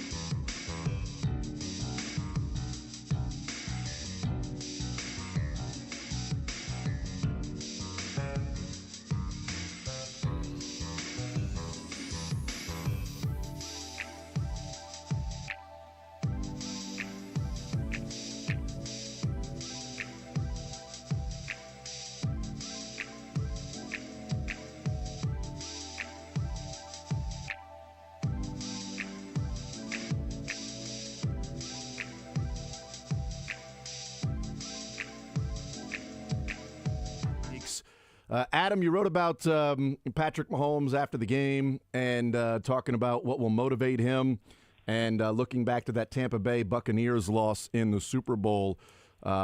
He is certainly a guy that seems to be more motivated by losses than wins, and no doubt this will be one that will stick with him for the rest of his career. Yeah, I had no doubt. And he was, I thought, very interesting after the game. You know, my recollection of what he was like after the Tampa game was not so much what he said, but his demeanor was like, well, I kind of did what I could to help my team. I don't, you know, and I don't think he was necessarily jumping on any grenades to any great extent, but I felt like he did the other day, but he was being sincere about it. He was like, hey, I was the reason we lost. And I feel like he really meant that in the moment, you know, that the mistakes he made, you know, cost the Chiefs, you know, at least a chance to be competitive. And, you know, the fact that he was very specific about things he wanted to improve on in that moment, that he was very specific, indicates that these things have probably been bugging him for a while, and he's kind of had that on his off-season to-do list for a while now. And so, yeah, I thought he was real interesting that, you know, some of the things he said and ways he feels like he needs to improve, and eager to see how he comes back next season and how things might or might not be different. So I'm sort of split on this with Patrick Mahomes and the things he said after the game, because I'm with you. They were really interesting and revealing of him saying, you know, one of the things that he said that I thought stood out was they were forcing me to be a fundamental quarterback, and, you know, I got to work on that in the offseason. And so I'm split on this, Adam, because that is a level for Mahomes' game you can always improve on, okay? So whether that be pocket manipulation, because even the second interception that he threw, he got hit from the side by Joe Thuney, but that takes a little bit of a slide to the right because there was nobody over on the right side there. So just slide a little bit to the right for that spatial awareness, which typically he's brilliant at, especially in the open field. Like his spatial awareness with other defenders is really good. There was I believe, a touchdown to Xavier Worthy to start the third quarter on a second down and 11 after that sack after the Worthy pass, and then he was streaking down the middle of the field, and there was no protection or there was no pressure. All Mahomes had to do was just take a step back and let the pocket collapse in front of him because of the way they were rushing. It was pretty clean. And instead, he just tucked the ball and started running forward right into a sack, and Xavier Worthy is streaking wide open down the middle of the field. It's like, you know, that's a touchdown. And I'm not there in that moment, right? It's easy to look from afar and do some of those things and be like, man, just gain depth there. So I'm of two minds here, Adam. Do I want him to improve on things that he struggles at? Yeah, absolutely. Continue to get better every year. I don't want that to come at the cost of him being Patrick Mahomes, where he thinks, oh, I can't leave the pocket. Oh, no, my feet are anchored here. Oh, nope, I've just got to only work around here. Because some of the things that makes him Patrick Mahomes is his ability to escape those things, find the open lane, and run for first downs. And the second play is a big part of it. So can he maximize both of those? Certainly that's on him and his staff and the coaching staff, but I don't want him to improve being a fundamental quarterback while losing what makes him Patrick Mahomes. Yeah, no, I that makes a lot of sense. And you know, one of the things that opponents were real good at, and certainly Philadelphia was, and we saw that maybe at other times during the year, is just taking away the running lanes and just making him stay in the pocket. And you know, that's such a big part of his game. Not just the running, but how many times early in his career did we see him, you know, get out of the pocket and throw on the run or across his body or no look or you know, left-handed? I mean, we just saw all these crazy things from him over the years that, you're right, made him what he was. And now opponents are saying, we're not going to let you do that. You're going to have to beat us from right where you are. And so the Chiefs are going to have to figure out, and he's going to have to figure out a way to beat that and a way to get better. And, you know, the fact he was already talking about it, you know, whatever, half an hour or whatever it was after the game was very telling, I thought. Well, and maybe it's not just to get better at that, which will diminish what makes him great. Maybe it's just adding another tool to the bag that, okay, they're not they're having these lanes open. I'm going to go and do what I do. they are making me stay here. Great. It's what I put in the work on this, and now we're just going to, destroy him from sitting here in the pocket too, as opposed to, man, I got to get out and do some things here and clear up some lanes and some passing lanes. I don't know. If he can do that, great. The evolution of Patrick Mahomes and his game has been interesting because he does feel like he's less risk averse, less willing to throw into some tighter windows, and more willing to sort of, I'm just going to run around and try to make something happen here. Where early on, like that first year, he was doing some of those things, but man, he was winning a lot in the pocket. Like he was just reading it, firing it, tight windows, I don't care. Throwing over the top, I don't care. You're not going to be able to stop me. And it does feel like the way defenses have played has turned him more into, well, then if they're going to do that now, I've got to do more with my legs and move around. And I don't know. Maybe that's just generalizing off of one game, but it certainly feels like there can be a level of back to Mahomes when he was, a great, playmaker and doing all those different things, while also acknowledging teams are going out of their way to make sure he doesn't do that. That's the tough part is they're countering what he does great, which is smart by defenses, and there was no counterpunch on Sunday. So.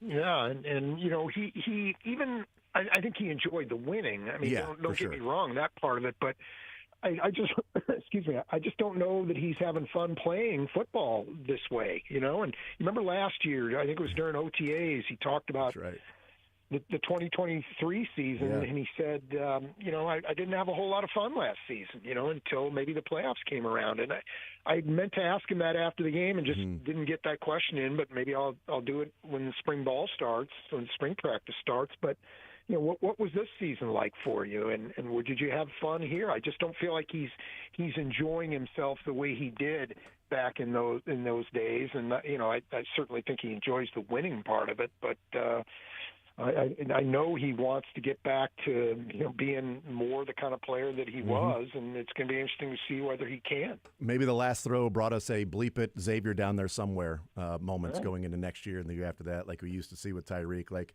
yeah, he's splitting two safeties and they're back there. I don't care. I'm just going to throw it and let Xavier Worthy go and get it. Because, man, that dude can track a football, and he's not dropping those deep passes because the two we can think of, the Chargers and then, Sunday, he had somebody on him grabbing his right arm both times. Like he had to track the football and a little bit of hand fighting and still came down with the football, fell, held on to it.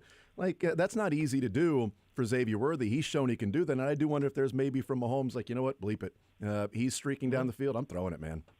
Yeah, and maybe that's, if you're Andy Reid and Matt Nagy and David Girardi, maybe that's what you do in the offseason. You just play that play on an endless loop for Mahomes. Whenever he's around, that play is playing on your on a video screen, just saying, hey, look at this play. I mean, we can get back to this kind of thing.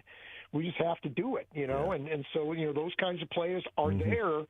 Not on every play, certainly, but from time to time they're there. We just have to take advantage of it, and we can do it. I know Mahomes said the most frustrating loss of his career was the Buccaneers Super Bowl, but you mentioned like it almost felt like heroic in loss, but losing a Super Bowl stays with you.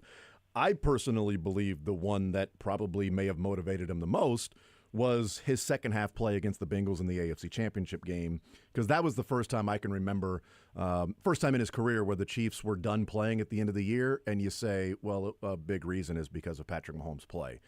Yeah. This is now the second time we're saying that, and he came out after that Bengals game in the AFC Championship loss and won MVP the next year. 5,000 yards, 41 touchdowns. Not saying that that's going to be the case. That's the last time I can remember him going into the offseason of people questioning whether or not he was legit one of the best in the league because of what happened in the second half, and now they lost Tyreek Hill. And he went, okay, hold my beer. 5,200 yards, 41 touchdowns, 12 interceptions, and an MVP. Yeah. So maybe maybe it'll be the same thing where he's like, all right, we get back to being Patrick Mahomes, and it's back to the grind and starting over because there's no three-peat and we didn't win the Super Bowl. Yeah, but back then in 22, the year after the Cincinnati game, you were talking about they had Orlando Brown at left tackle. Yep. Now I don't know what they're going to do, and that's so what happens now then? So that's going to impact. What do they do? What do they is that number 1, 2, and 3 priority in the offseason for Brett Veach? Is it a left tackle no matter what sort of feel? How do you think they approach this? Yeah, here's the thing. I just don't know. I don't see an easy solution for them to find a left tackle. This is not a good year to be drafting one. The ones who are going to be worth drafting in the first round are going to be long gone by the time the Chiefs pick. I think the free agent crop, unless somebody gets cut and just comes free that we're not expecting right now, I think the free agent crop's going to be kind of weak. And then, so what are you going to do?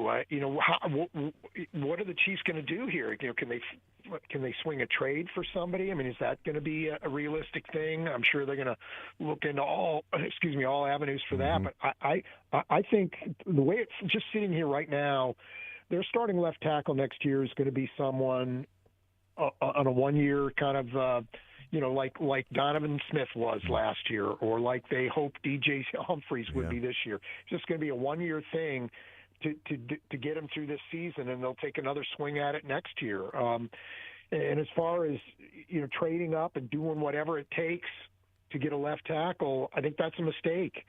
I don't think the Chiefs are in such great shape where they can make this a one-player draft. I don't think it's worth wrecking your draft to go find a left tackle, wrecking the rest of your draft to go find a left tackle. I think they've got a lot of things to do, and there was a real reason Brett Veach didn't want to give away any of the Chiefs picks in the first 3 rounds this year. He knew how important those picks were. So left tackle is important, but it's not at an all costs thing. They've got other things they've got to do, and I think it's a mistake to go all in on a left tackle and then make that the only real improvement on the roster that you make. Yeah, I think there are a couple of things. Like, they're going to have to restructure Mahomes' contract. They got $5 million under the cap right now, so they can save, $22 million. They're going to save 1.5. It's not a lot. It might be pennies to the cap, but they can save 1.5 by moving on from Sky.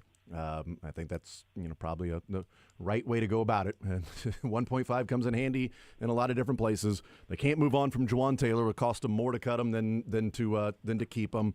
Don't think you're moving on from Joe Thuney and Trey Smith in the same offseason. So I kind of feel like it's sort of deciding between the two, because you can let Joe Thuney go and save $17 million against the cap, but you're not going to do that and let Trey Smith walk. So maybe you choose Trey Smith over Joe Thuney because he's younger, and let Joe Thuney walk. Justin Reed is a big question, because it's like, the Chiefs don't sign older safeties, right? And he's not 28 yet. They could sign him to a 2-year deal and he still wouldn't be 30. But he's going to be somebody that's coveted because he's got a couple of Super Bowl rings. Ronnie Stanley is a free agent from the Baltimore Ravens, and he finally had a healthy season this year and was a Pro Bowler and had one of his best years in pass blocking grades. But that's going to be like 3 years, $60 million. He's going to make $20 million a year. So, what do you spend that money? And so I do think it's fascinating, Adam, because you've said a couple of times on here, and it is something to think about this offseason, that Brett Veach said, what was it, our free agency will come in the draft? Our free agency will be our draft. Yeah. That tells me he's expecting that any significant help they get from the outside for next season is going to come from rookies. So, who knows? And maybe they can figure out a way to add a left tackle in free agency, but I'm not. I wouldn't count on that. I don't think that's where this is going to come from. I think it's going to be more of a guy along the lines of a DJ Humphrey or what Donovan Smith was when he came here a couple years ago. And maybe they can swing a trade for a guy. Maybe they can do what they did for Orlando Brown a few years ago. Maybe that's what they can do. But I'm not expecting that. I think where I'm sitting right now, I think it's going to be kind of a patchwork thing where they'll try to get through next year with a veteran. Yeah, I mean, maybe it's a guy like Ike Ekwonu for the Panthers, who had the best year of his career this year. He was up and down first couple of years as a top 10 pick, and by the Carolina Panthers from NC State, and a guy that is third year on a a rookie contract, a first-round contract, like he was in that Trent McDuffie, George Karlaftis, so he's open for an extension right now. And if the Panthers aren't willing to pay because maybe they don't know if he's going to be that guy, or the Chiefs maybe look at it and go, you know what, we got a 24-year-old that we're going to bring in, trade for, shouldn't cost a first-rounder because he's not Trent Williams. He's not, one of those solidified guys. and we can pay him, and you don't have to pay top-end money because he hasn't played like that, but we're going to invest in this guy as a 24-year-old and put him with Andy Heck and Joe Thuney in this offensive line, and he's going to become a guy that has, top 10 pedigree. And last year you saw the flashes of him finally putting it together. This is year one of what's going to be a 5 or 6 year run for this guy being a top 10 pick, worthy caliber tackle. Those would that would be the decision to where you go, you kind of almost have to make a bold prediction of, we're going to give you a second rounder to get this guy, and we're going to pay him, top 10 money, from tackles, not just resetting the market, because we're investing on this guy's increase in production with us here, which also could go the other way and him just be an average player that you're paying a lot of money for, and you spend a second-round pick to get him here. Yeah, So well, those things don't work out sometimes. Yeah. So, but I just feel like the Chiefs need to be really smart with their draft picks this year, every year, but this year more than ever. Yep. All right, Adam, last one for you. Trey Smith, is he back with the Chiefs next year? No. Yeah, I don't think so. I don't see, you talked about him or Thuney, and I think that is the choice in essence, and you'd rather have, for the longer term, you'd rather have Trey Smith because he's a younger player, but I think he's, with what they have invested in Thuney, in Creed Humphrey, and Juwan Taylor, I just don't think they can do that. Yep. So, no, to answer your question, no. Yep. They've got at least one more year with Juwan Taylor. They're going to have to bite the bullet this year and take that $26 million cap hit. And then move on from him after this year, and maybe maybe that's maybe it's a Ronnie Stanley you bring in and you give him a minimal amount cap hit this year, and you take the cap hit on Juwan Taylor, and then next year that cap hit from Juwan Taylor slides over to what Ronnie Stanley would be making if you can, go about it that way. Who knows? It's a big offseason. I know feel like that's paying Anthony Davis is paying Ronnie Stanley with his Ronnie Stanley, but. Yeah, I mean, he missed 6 games. He's missed a lot of time. He's missed 6 games 2 years ago, still recovering from that ankle injury. Last year he missed 4, and this year he didn't miss any. So maybe it's trending in the right direction. Yeah, and he's only 30, so he's not 34, 35, 36 years old, something like that. It is the best option out there. But that's sort of where we're at, Adam.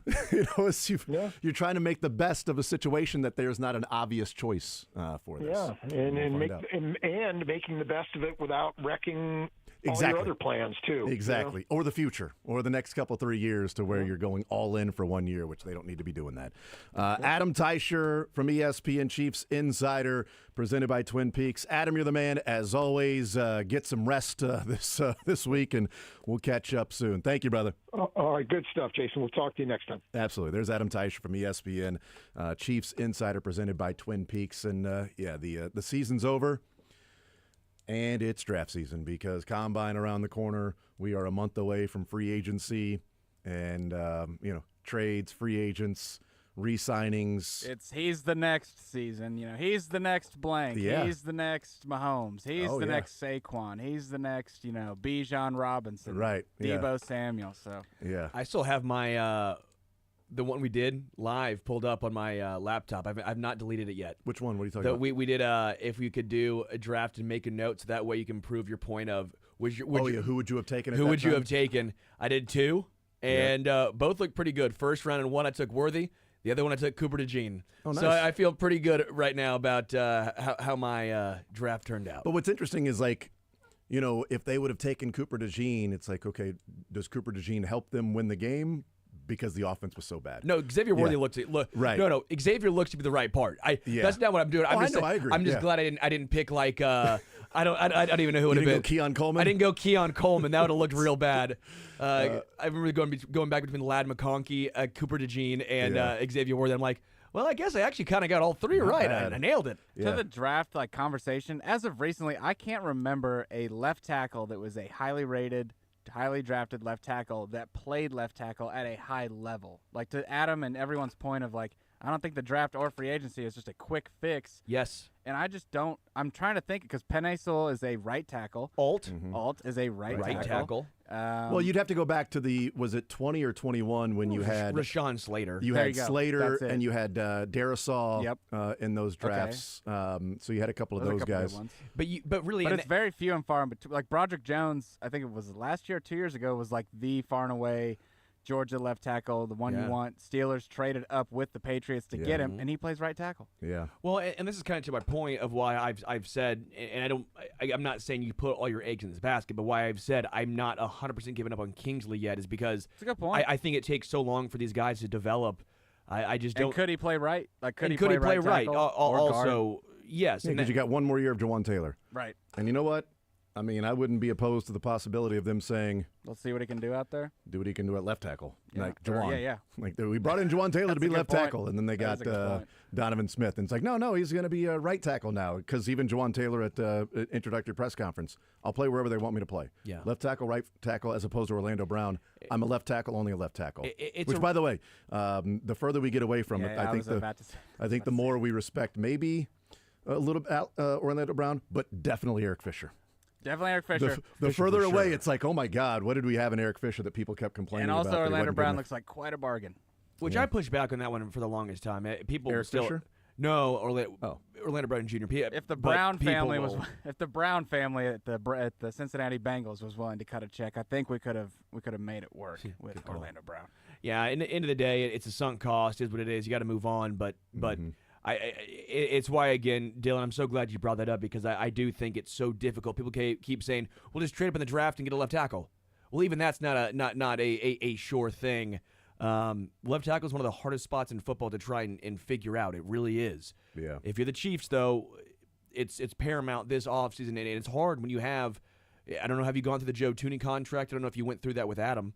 Yeah, but, I mean, but we just said it's a choice between Tooney and Trey Smith to me. I think you either choose one of the two. You can't have both. And more than likely, it's probably Joe with an extension, because cutting him doesn't do a ton. It saves you 17. Cutting him saves you 17, but you still keep 11 on the books. I know. And so I'm like, well, at That's that what I'm point, saying. You can't keep both. You can't No. keep Trey Smith and either you keep Trey Smith and you cut Joe Tooney and take the 17 that you save and put it towards Trey Smith, or you move on from Trey Smith and Joe Tooney is your left guard, and you find out if it's Wanya or Kingsley at right guard and figure out what you're going to do at tackle. And I think it has. Those are I think decisions. it has to be Joe. I agree. Because I don't think you can re-sign Trey Smith. Joe's going to be more money. I know that he's way younger than Joe. But Are you Joe talking also, about Trey? Yeah, Trey. Sorry, Yeah. with Trey. But Joe comes in also with a potential backup versatility at left tackle. Yeah. Again, I'm not saying it's great, but Joe did a great job outside of 2 games. The issue where it was the first game he started at left tackle this year, and the last one he started at left tackle this year. But overall, I think you trusted him for the most part. So if you have to have a contingency plan, the guy with more positional versatility, who's going to be cheaper, that's the guy I'm leaning towards. Yeah. I mean, if we look back and say, hindsight's 2020 game, then if the Chiefs could spin their first-round pick that they traded to the Baltimore Ravens to move up to 22 ahead of the Vikings and take Darisaw at tackle instead of the first-round pick on Orlando Brown, move up those spots from, 32 or 31 to 22. Sure. Spin that first rounder, move up, and whatever else it would cost. He helped but win a Super Bowl. I agree. So I just. Oh, I know. I'm just saying. No, I know. Looking at it now and saying where they're at this specific time, I don't know. Would they have won a Super Bowl with Darisaw as their left tackle instead of Orlando Brown? I don't know. As a rookie, though. But it's the You gotta power. think as a rookie, right? though. They didn't win it that year because of the loss to the Bengals. Orlando Brown's first year, but still, it's the power of hindsight. Yeah, good point. Because if they bring in Darisaw and it's like, well, this guy isn't any good. It's a whole Frank Clark contract all over again, where it's like, Yeah. do you take it because of the Super Bowls, or are you Yes. upset because of This what it this didn't allow you to organization, do? this organization needed a Super Bowl, needed to get back to a Super Bowl, and the Frank Clark, Tyrann Mathieu, all of that stuff helped them get there. And yes, it was worth it at that point. Yes. They've gotten 3 since then. Now it's a matter of mitigating overall the risk and the downside versus staying relevant while also not complacent and going and winning Super Bowls. How do you balance that? That's why they get paid the money in the Chiefs front office, is to do that. And as Soren Petro says, they're in the get-it-right business. And this is a big offseason to get a lot right, because the Eagles got a lot right last offseason, which has set themselves up for continued success.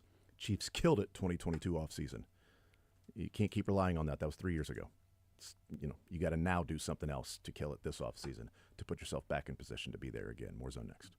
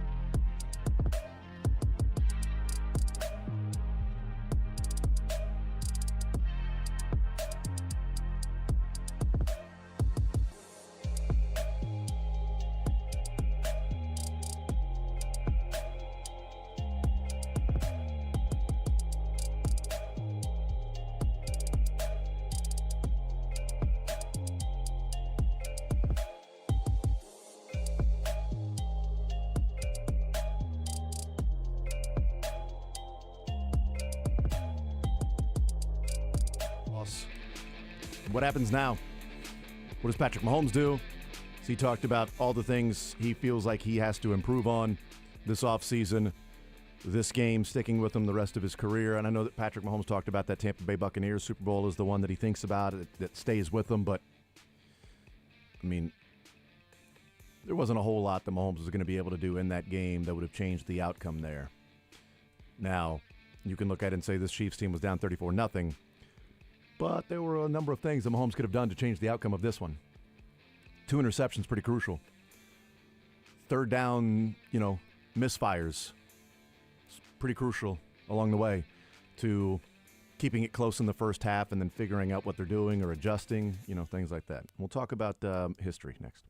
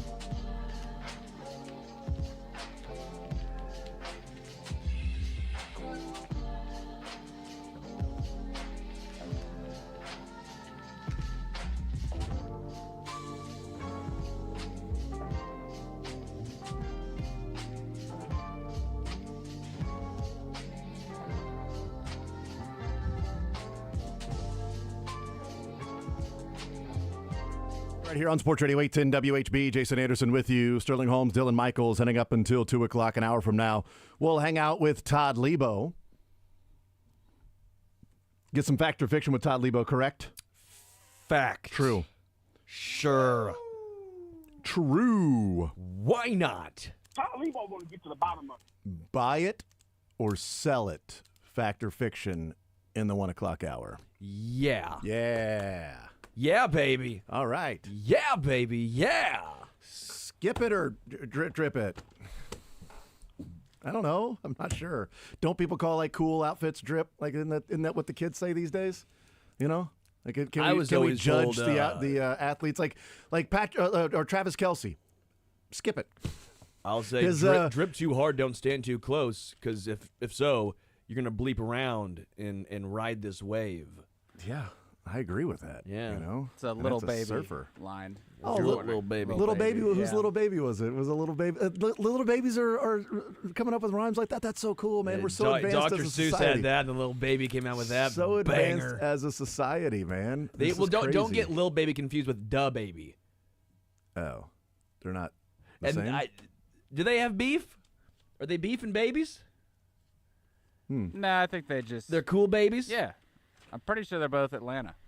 Oh, so they're cool babies. Yeah. Whose little baby is that Little over there? baby. Where? The baby right there. So it's the same one to me. Who's on first? That's right. Little baby right there. Which one? The only one here. It's the baby right there. And then the band called The Babies walk in, and you're like, now I'm even more confused. Now there's plural of them. And then the band walks in. You're like, oh darn it. We got Ohio the. State goes, no, you can't. Hold on, Well, I guys. couldn't be way more off. It's North Carolina, so not Atlanta. Oh, Petey Pablo. They're from the South, Yeah, you come know. on They're both a SEC country. Raise up. Take your shirt off. Twist it around your head. Spin it like a helicopter. Petey You know what I mean? Pablo. I haven't There you heard go. Petey Pablo in a long time. Listen to it on the way in. I did not. Was it Pablo Cruz? Is that a guy? I'll take your word for it, man. Tayo Cruz will tell you how you feel. I'm not sure. Are we done? Yes, we we are. We could go on a cruise. No, I think we are totally done. Okay, we can move on. Todd Lebo, what we're saying is fact or fiction coming up at about 1:20. That is true.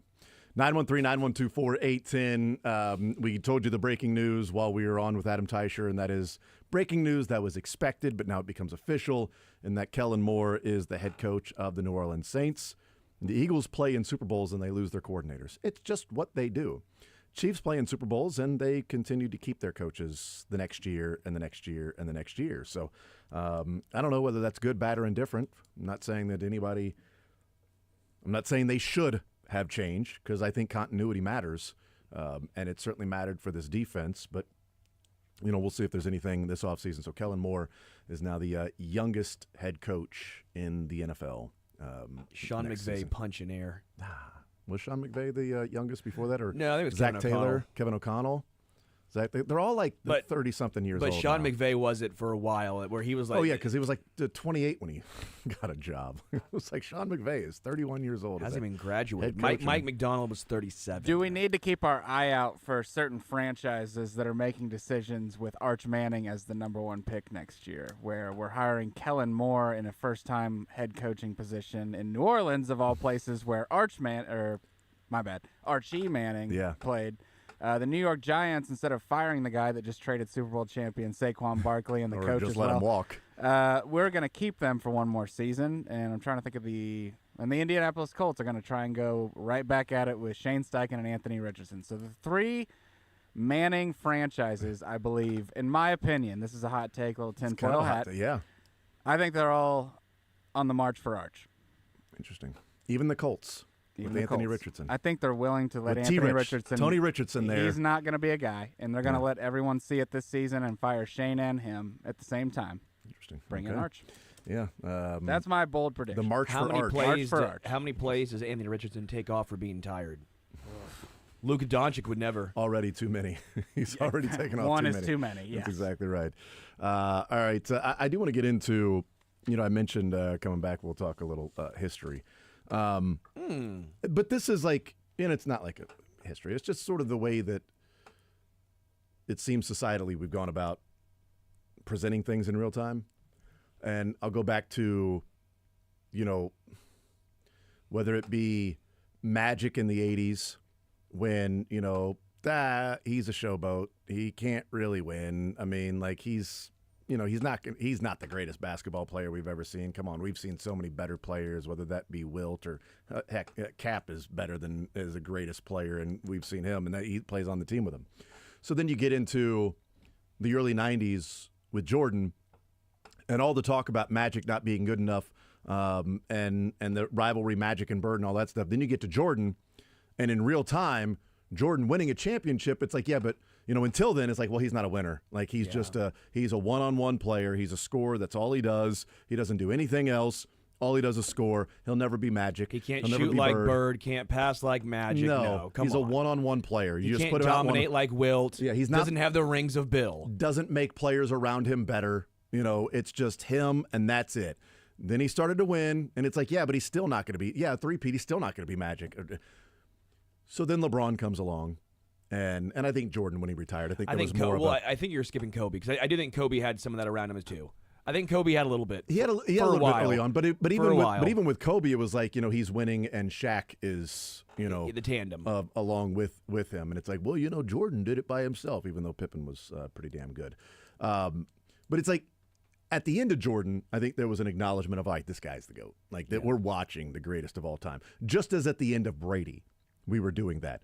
It took a while to sort of have people come around to that, because in real time, the picture that's going around from 2011 after Brady lost to Manning for the second time and was sitting 3-2 in the Super Bowl, it was Tom Brady will never be as good as Joe Montana. Tom Brady will never be as good as Joe Montana. And I just bring that up in just how we discuss these things in real time. Because Tom Brady eventually became as good as Joe Montana in the historical figures and is widely regarded and accepted as the greatest of all time. 7 championships, all the things he did along the way, 8 straight AFC championship games, going to 10 Super Bowls, winning 7 of them. 7-3 in the Super Bowl is better than an undefeated record in the Super Bowl with only 4. 7-3 is better than 4-0 in the Super Bowl. But at the time, in real time, there was so much less of an appreciation, and we're seeing revisionist history now because of in real time people don't like the Chiefs. We're seeing revisionist history and a greater appreciation from haters of the Chiefs to Tom Brady, while dismissing the discourse at the time of the Spygate and Deflategate and Joe Montana's better, and hell, Aaron Rodgers is better than Tom Brady. That's the one I was going to pull Aaron Rodgers is going to be better. Brady's got 3. Rodgers already has 1. Even when even when Brady was winning those first 3, everyone was saying, well, give Peyton Manning, Bill Belichick, and that defense. Right. Brady only won those first 3. Better quarterback. Yeah, Brady only won those first 3 because of the defense and the kicker. That was it. I mean, damn, the first one he won only because of a technicality and a rule of the Tuck rule. And one of the greatest clutch kicks of all time in a foot of snow from 40-plus yards in Vinatieri, making that kick and then winning in overtime. And Brady he told Vinatieri to make it. That's true. And Brady wasn't good in that game. He had a couple of turnovers and no touchdown passes in that game. Like, imagine Belichick staying with Brady over Bledsoe. You get into the playoffs, and he has that rough game against the Raiders. No touchdown passes, multiple turnovers, and then fumbles. That's multiple turnovers without the Tuck rule. Yeah. Then he's got, 3 turnovers, that fumble that ended the game, and you went with this guy over the guy you're paying in Drew Bledsoe, idiot? Jason, we watched the documentary. He won the game, and they were still doing that because he played bad in the first half of the Steelers game, and they brought Bledsoe back in. Yeah. So all Super Bowl week was... You're not really going to start Tom after what Bledsoe did, right? Bledsoe's the reason that you got here. But in real time, it's like this guy's being led by defense and kicker. It's not because of him. And Patrick, of course, would, you lose a Super Bowl by 18 points, and now all of a sudden you can no longer be the GOAT, as if Tom didn't have these exact same things. Because in real time, we're doing with Mahomes what we did with Brady or Kobe or LeBron or Michael or Magic or anybody else as it was going on that's never going to be as good as the guy that came before them. Kobe couldn't close because his first 2 chances, he airballed them. Remember that? He was like 18 years old, 19 years old. Well, and Kobe wasn't even the MVP of the finals. Like, he's winning finals, not even the MVP. It's Jordan's the MVP every time he goes out there. Tom Brady won without being MVP as well. That doesn't matter. It's like he had a couple wide receiver MVPs, but it does not matter. I'm so glad you're doing this, because this is why I keep saying, can we have some nuance? Can we have some critical thinking instead of just this rash decision-making? No, it's not even decision making. This rash outbursts that persist that are just ridiculous. And I'm so glad you brought up Aaron Rodgers, because that was the one for the longest time was, okay, yeah, Tom's winning, but look at Rodgers. He's the new young guy. And it's why I've pushed back for a long time. I still am to an extent of, yeah, Tom's still the best of all time. We still need to see more from Patrick, but we can still have the nuance of, at the same age, Patrick is still pacing better. The fact that he lost by 18 in a Super Bowl does not all of a sudden make it so he can no longer ever be the greatest of all time. Which also, Kansas City fans, take a step back even farther here. How badass is it that we even have a quarterback here in Kansas City that is in conversation for the greatest of all time? And by the way, he is 29 years old. Yeah, and going back a little bit to the Aaron Rodgers thing at the time, because, like, again, what we brought up with Brady, those first three were defense and kicker, and he was just a check down Charlie. And, scheme was the only reason. Like, yeah, he's accurate, but he's accurate from 7 yards away, like, whatever. But at the time when Rodgers won his, there was already the undefeated season with the Patriots, and he had the 50 touchdowns, and he was throwing deep to Randy Moss. So that had changed a little bit by the time Aaron Rodgers came around of what Brady was doing. He wasn't just a check down merchant. But that was year 2 or 3 of Rodgers starting. Yeah. Wins the MVP, wins the Super Bowl, and it's like, okay, so, or wins the Super Bowl the next year, wins the MVP, because not in the same year, but wins the Super Bowl, wins the MVP, and it's like, this guy's already, like, he's a more talented quarterback than Tom Brady, and he's already got one. He's finally starting in Green Bay, and he's already got one, and he's going to get more. Brady is 3-2 in Super Bowls. Rodgers 1-0. If he gets 2 more and matches how many that Brady has with the records he's putting up, oh, yeah, he's going to be better than Tom Brady. Come on, Brady is, not as talented as Aaron Rodgers. Joe Flacco? Right, but now it's like laughable to think about that, right? Yeah, it is. Because we didn't see Rodgers go back to the Super Bowl. We know how difficult it is to get there. He never went back. I mean, Mahomes has been to 5. Like, that's what we're talking about is like, well, Brady's first 5 Super Bowls, he was 3-2. Well, Mahomes' first 5 Super Bowls, he's 3-2. Like, we're talking, like, it's just crazy to even think about, just like when we're talking and discussing these things. In 7 years, we're discussing what Patrick Mahomes' record is in the Super Bowl of being 3-2 in the first 7 years of his career. I mean, how many years do we have to go into Tom Brady's career to get to this 5 number, by the way? That's 11 years, 10 years? Yeah, everyone seems to leave that part out of it. Right. Mahomes has already got to this point where we're 7 comparing years. records before he was even there. And he's never missed the playoffs. He's only missed the Super Bowl by an AFC Championship overtime loss. Yeah, and so my point was, like, hey, you can either A, miss the playoffs completely after your first season like Tom did, and then also lose to a 13.5-point underdog with an undefeated season on the line. And then that gets you to a 3-2 record. So and it's like, yes, exactly. And it's a little bit like, to me, like, I've talked about the LeBron and Jordan stuff, that I don't care if somebody has Jordan. I don't care if somebody has LeBron. It's their opinion. I'm not going to argue one way or another. People know where I stand. I'm teaming Kevin McHale. As you should be. It's about damn time. Him and Bill Laimbeer, I think, really. Which has been one of the listeners we've had for 5 years that likes to text in every time we discuss and go, Kobe's better. I love it. It's now a tradition. It has to be. I have to get that text every time. But as I've said before a number of times, like, you like Jordan? Great. Awesome, man. Air Jordan. Awesome. Go Bulls. I prefer LeBron. What I won't do is somebody say, well, it's not even an argument. It's not even a question. Like, it's so easy. It's obvious. Like, yeah, it's not. Come on, it's not. You're doing the Bills' first down situation. It's obvious. Right. You can prefer that. That's fine. But you have to acknowledge there is a discussion. What I won't do is if somebody says, well, Tom Brady's the GOAT and Mahomes isn't going to pass him. Okay. But you can't say Mahomes now has no chance to pass him ever because of this one game. Because he's now 3-2 and he lost like that. Like that, you can't outright dismiss those things. You say Brady's better? Great. You say Mahomes is better? Great. But to say there's never going to be a conversation about it, and it's not even close, and Mahomes has been disqualified, is just dumb. It's not.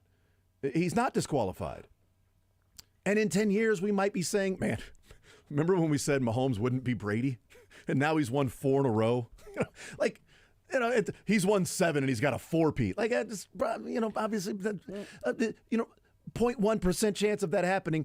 But it's like, you can't just simply say a guy who's 29, who already has 3 Super Bowl wins and is 3-2 in Super Bowls, has 2 MVPs already, has 3 Super Bowl MVPs, will never be able to be considered the greatest of all time. When even in the middle of the greatest of all time's career, we said this guy will never be that guy. Yeah.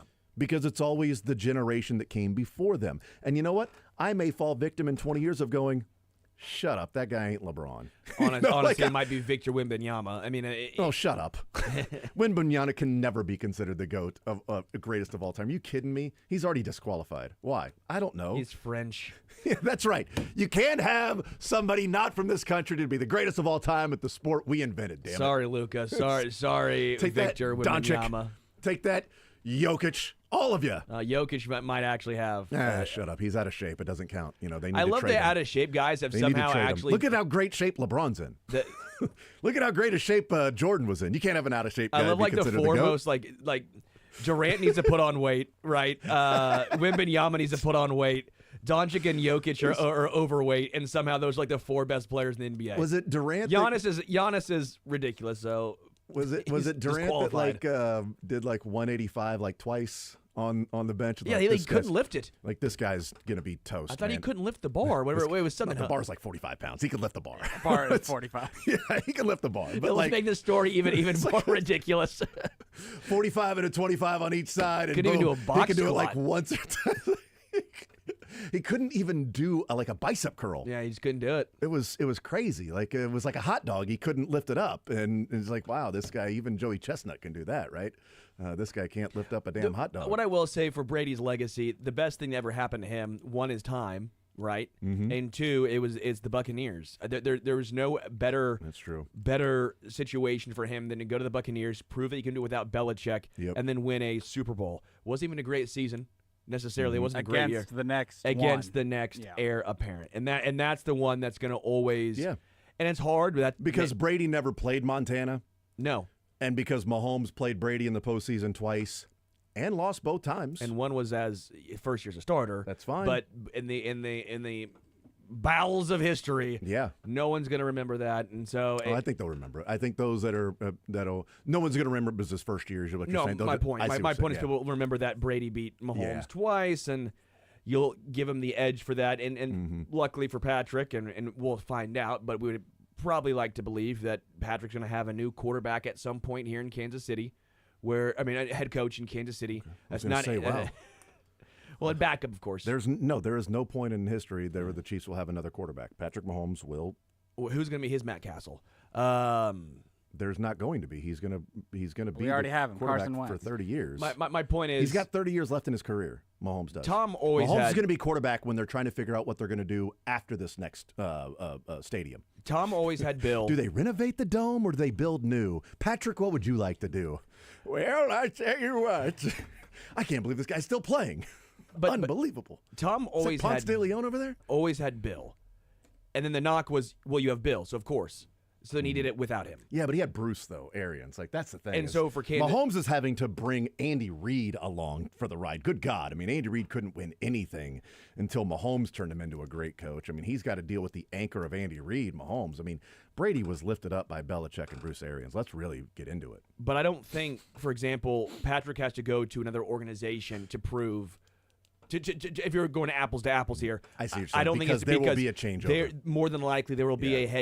a head coach change, which KC fans be happy. You don't have to do the Patriots thing where you somehow now adopt the Buccaneers as your second team and you somehow claim that championship as the Patriots championship. Or the Colts fans that adopted the Broncos because of Peyton Manning. Oh, yeah. And even It's like, Andy, hold on. So you weren't a Colts fan, you were just a Peyton fan? Like, that's odd. And the good thing about Andy is that even if he was here for the 20 years, I don't think there would be that, Yeah. I pissed off Patrick because I was calling him Johnny, what would it be? Fox? Utah. Yeah, it'd be Johnny Overland Park. I can go down to, Blue Valley North and find that's any right. quarterback that Find can a make this quarterback throw. there. Yeah. Yes. And Soren always tells a story about Scott Pioli when he first got like, well, hold on, why are we focused on the quarterback so much? Why are we talking about the QB so much here when we're discussing how to build a team? Why are we there's a lot of things that go into it. Yeah, I think number 12 was a lot of things that went into it. And number 15 is a big reason. And Mahomes not playing well. And Andy, so when you look at the two rosters and you say, okay, this Chiefs team is not as good as that roster over there, 1 through 53. But how do they overcome? Well, they got a better coach and they got a better quarterback. So they can overcome those things. Well, that's what it looks like when the roster isn't as good and the quarterback plays subpar and the coach gets outcoached and didn't have an answer. That's what it looks like with with a roster that's lesser than and a coach that gets outcoached and a quarterback that just didn't have it that day. Do your thoughts on Nick Sirianni change? I mean, they have to. They have to, I right? mean, they don't change in like who I think he is. Like Sure. No, I'm not saying that, but as far as because he's got the highest winning percentage of a coach in the NFL right now, right? Active coaches. Remember that only Doug coached for a few Peterson years. and Nick Foles have a statue outside of that stadium. Yeah. So I also we've by the been way- here before. Well, I have also said the same thing. I don't think Doug should have ever gotten fired from Philly. I don't think Doug Peterson. He was a scapegoat for a multitude of. Well, wait till Sirianni tries to find somebody else besides Jalen Hurts. They fire Or Sirianni. Kellen Moore. We'll see what happens that's then, right. too. Yeah, that's right. No, I think the guy's won a Super Bowl now. He's a Super Bowl winning coach. He's been to 2, won 1, and he's got a ton of regular season wins. So, Is he the only he Eagles- can't be a bumbling idiot while he's Right. had multiple different coordinators. Yes, agreed. So it's not like, well, he's lifted up by his DC and OC, and he's sort of just there along for the ride. Like, he's had 3 different defensive coordinators. He hired Vic Fangio. He found Kellen Moore after who was the coordinator with the Eagles Cowboys. 2 years ago. I thought it was the Cowboys. No, who was the offensive coordinator with the Eagles 2 years ago? Steichen. Steichen, thank you. I was trying to think of who was he? Because Steichen and then homeboy that went to Arizona. Gannon went to Arizona, yeah, Rich Gannon went Explosive shots. Pew, pew. Kendall Gannon. It was Kendall Gannon. Kendall went to- Gannon. Don't do that to Ken. Are you related to Rich? Kendall, are you related to Rich Gannon? Hey, Kendall, you related to that Arizona head coach? Yeah, he got to be related to Gannon. I knew it. But he's had multiple coordinators that he's gone to a Super Bowl with, and he's won one. Yeah. And so, yeah, he's got to be viewed differently, in a different light. He's got to be viewed as one of the better coaches in the NFL. Yeah. I mean, I hate saying it because he's got as many Super Bowl wins as Sean McVay. I have Of to. current coaches. I mean, how many Carroll. current coaches have? Well, Pete Carroll's back in the league now. Yeah. Yes. How many coaches that coached last year? Harbaugh, Sean Payton, Harbaugh, Andy Reid, Tomlin, McVay. Bruce Arians is no longer Nope, there. no longer there. So then now would be Sirianni. But now we got to throw in Carroll as well. Yeah, Carroll's since he's back. back. Guess who's back? Pete Carroll. So he's one of 7 coaches with a current head coach, which is, by the way, more than I thought. Yeah, I thought it'd be like There's 4. so much changeover, right? Yeah. It's like, well, Belichick won them all, and he's out of the league. I mean, come on. All right, we'll take a timeout. We'll come back, continue rolling. More Zone right after this.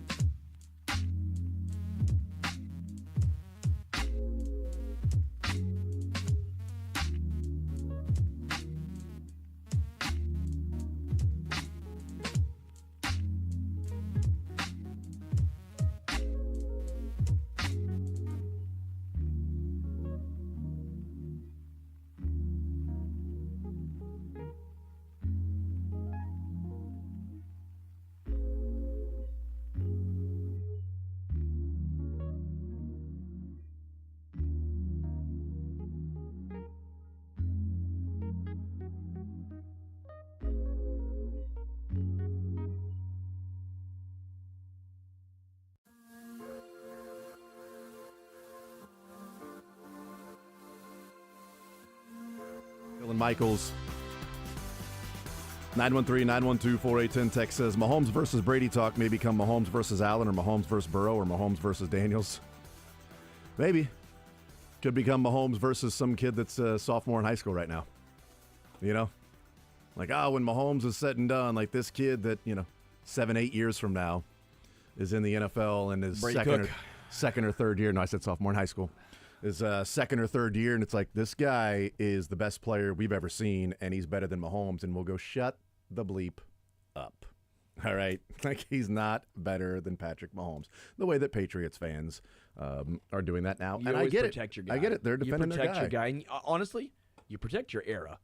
I think more than anything else, you almost protect your era. Well, that's a good point, too. Yeah, because a lot of – but I don't know. Maybe that's a big part of the LeBron and Jordan stuff, because an older generation is like Bill Russell, man. He won 10 championships. And then another generation like, no, it's Magic or Bird.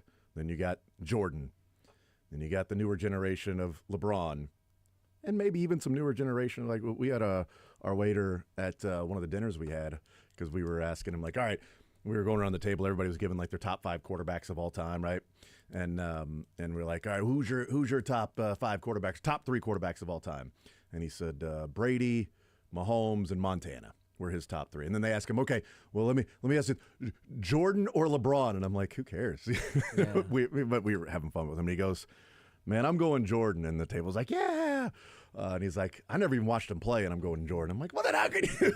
Like, but so you're just watching highlights? Most of the time, it is era-based. Because I know, I agree with that totally. Even me now, I'm still like, the early 2000s in the NBA was more enjoyable, even if I can understand that there was no Wembanyama, there wasn't really a Giannis Antetokounmpo.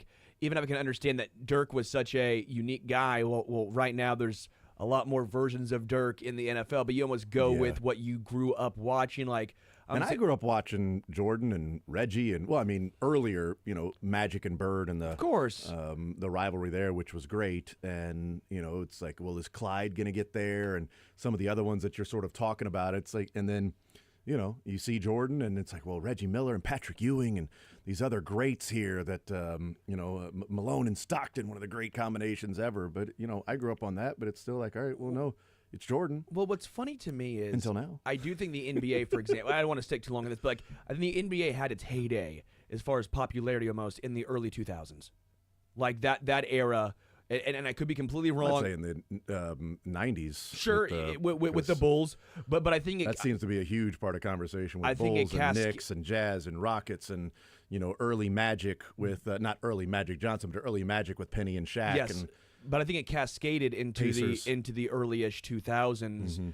Where every single team almost had a superstar, and the jerseys were loud, and it was a culmination of the culture on and off, and it was that 03 NBA draft and all. Like, I really feel like the NBA was its prime right then and there. I'd say 90s still. I'd say it was getting to the point of where it was becoming less popular at that point. But the NFL, I think, we're almost in that, where the quarterbacks, once the quarterbacks almost, and maybe it's not this current iteration, but maybe 5 or so years ago, when it was like, the end of Drew Brees with Rodgers, and the game was evolving.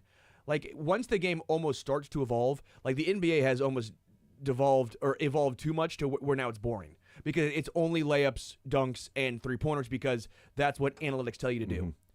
Baseball got to that point right now where they almost solved the game.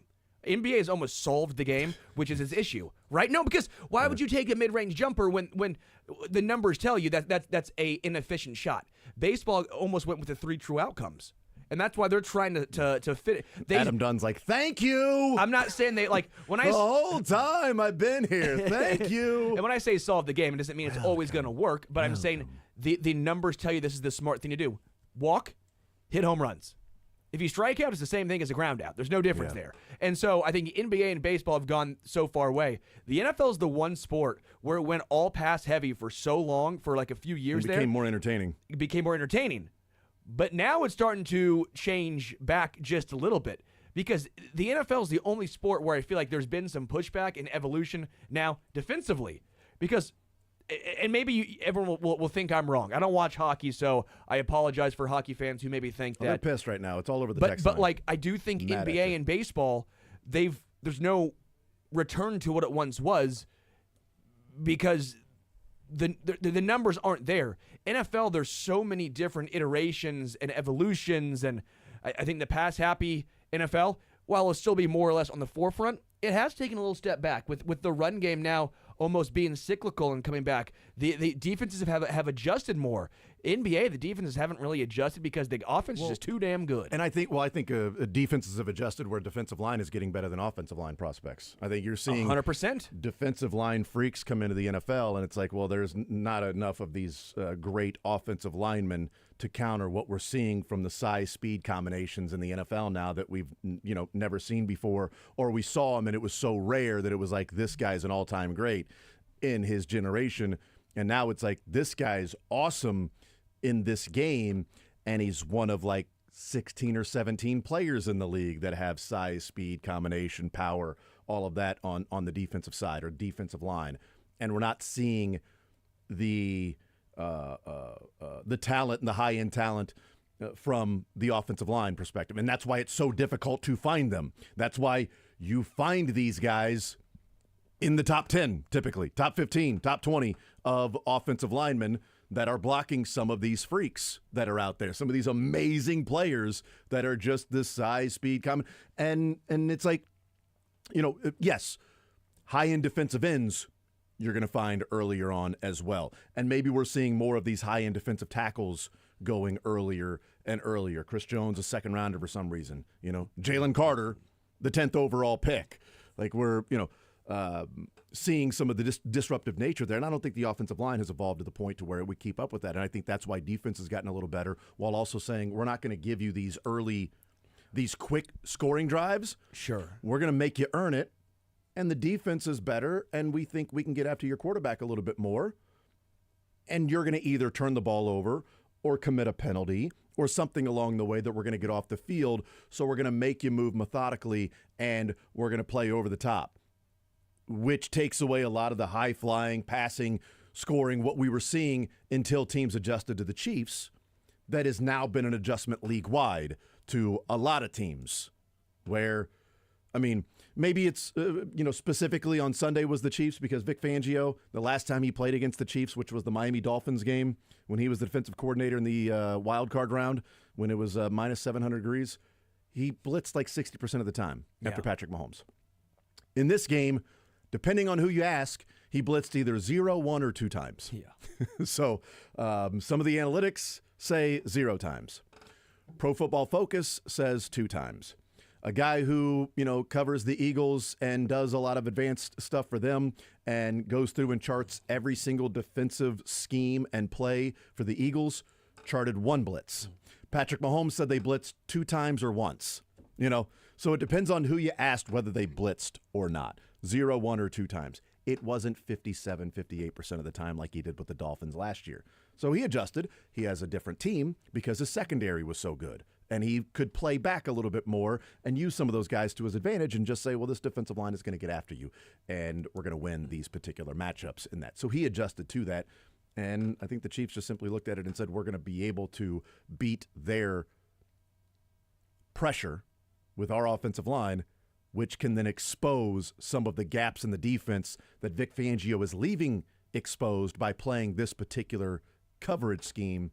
And the Chiefs couldn't hit those because of some of the longer developing routes because the pressure was getting there so quickly. Yeah. And it's like, well, Mahomes is under pressure. Where's he throwing the ball to? Well, nobody's open and nobody's really looking. You got backs to him with receivers and because these are longer developing routes. Part was like multiple times, they're like, well, Xavier's open down the field if they can hold. But I'm also like, the offense has not shown any ability to hold. Yeah. Offensive line. Why not? Well, ask the rest of the league. Fans will tell you they hold all the game. Xavier Worthy would be open, but his back's turned to him. I'm sitting here going, well, why do we not have a shorter developing route? Because he's still open. It felt like it early on, like it was the quick little dump off to Juju Smith-Schuster, right? And that's it was like 11 frustration yards. First play, 11 yards. Here we go, baby. Let's roll 3-peat. Oh, Royals season. Okay, Royals. K-State's looking good, right? K-State's coming back. Text comes in and does say, how about those Royals? Yeah. How about them Royals, baby? Pitchers and catchers. Huh? Pitchers and catchers. What is it, Valentine's Day? We fall in love with baseball again on I Friday? just follow the Drake. Whenever the For the Drake's beard lovers- is shaved, that's the day I know. For the lovers of baseball out there, right? Ding, ding. That's exactly right. Yeah. Within, the next week? When do the Royals... Just follow Drake's beard. He's the. I'm not going to follow his beard, okay? Because that could be literal or a metaphor. I don't know. I'm not going to follow that. Let's see. I thought it was Friday, so I'm going to. No, it's pitchers and catchers tomorrow. Yeah. Wednesday, February 12th. Pitchers and catchers. So. Royals, baby! Huh? Why don't the Royals start a three-peat? Why can't the Royals three-peat in baseball, huh? Will Smith three-peated with 3 different teams. Oh, did he? Yeah. Oh, yeah. I was like, the Dodgers catcher has been on the Dodgers since he was drafted. What are you talking about? He got a contract extension and everything. Will Smith has only played for the Dodgers, and the Dodgers didn't repeat. And also, like, he never played baseball. He's a, entertainer. Actor, singer, like, he's from Philadelphia, west side of it, born and raised. On the playground is where he spent. Let's break.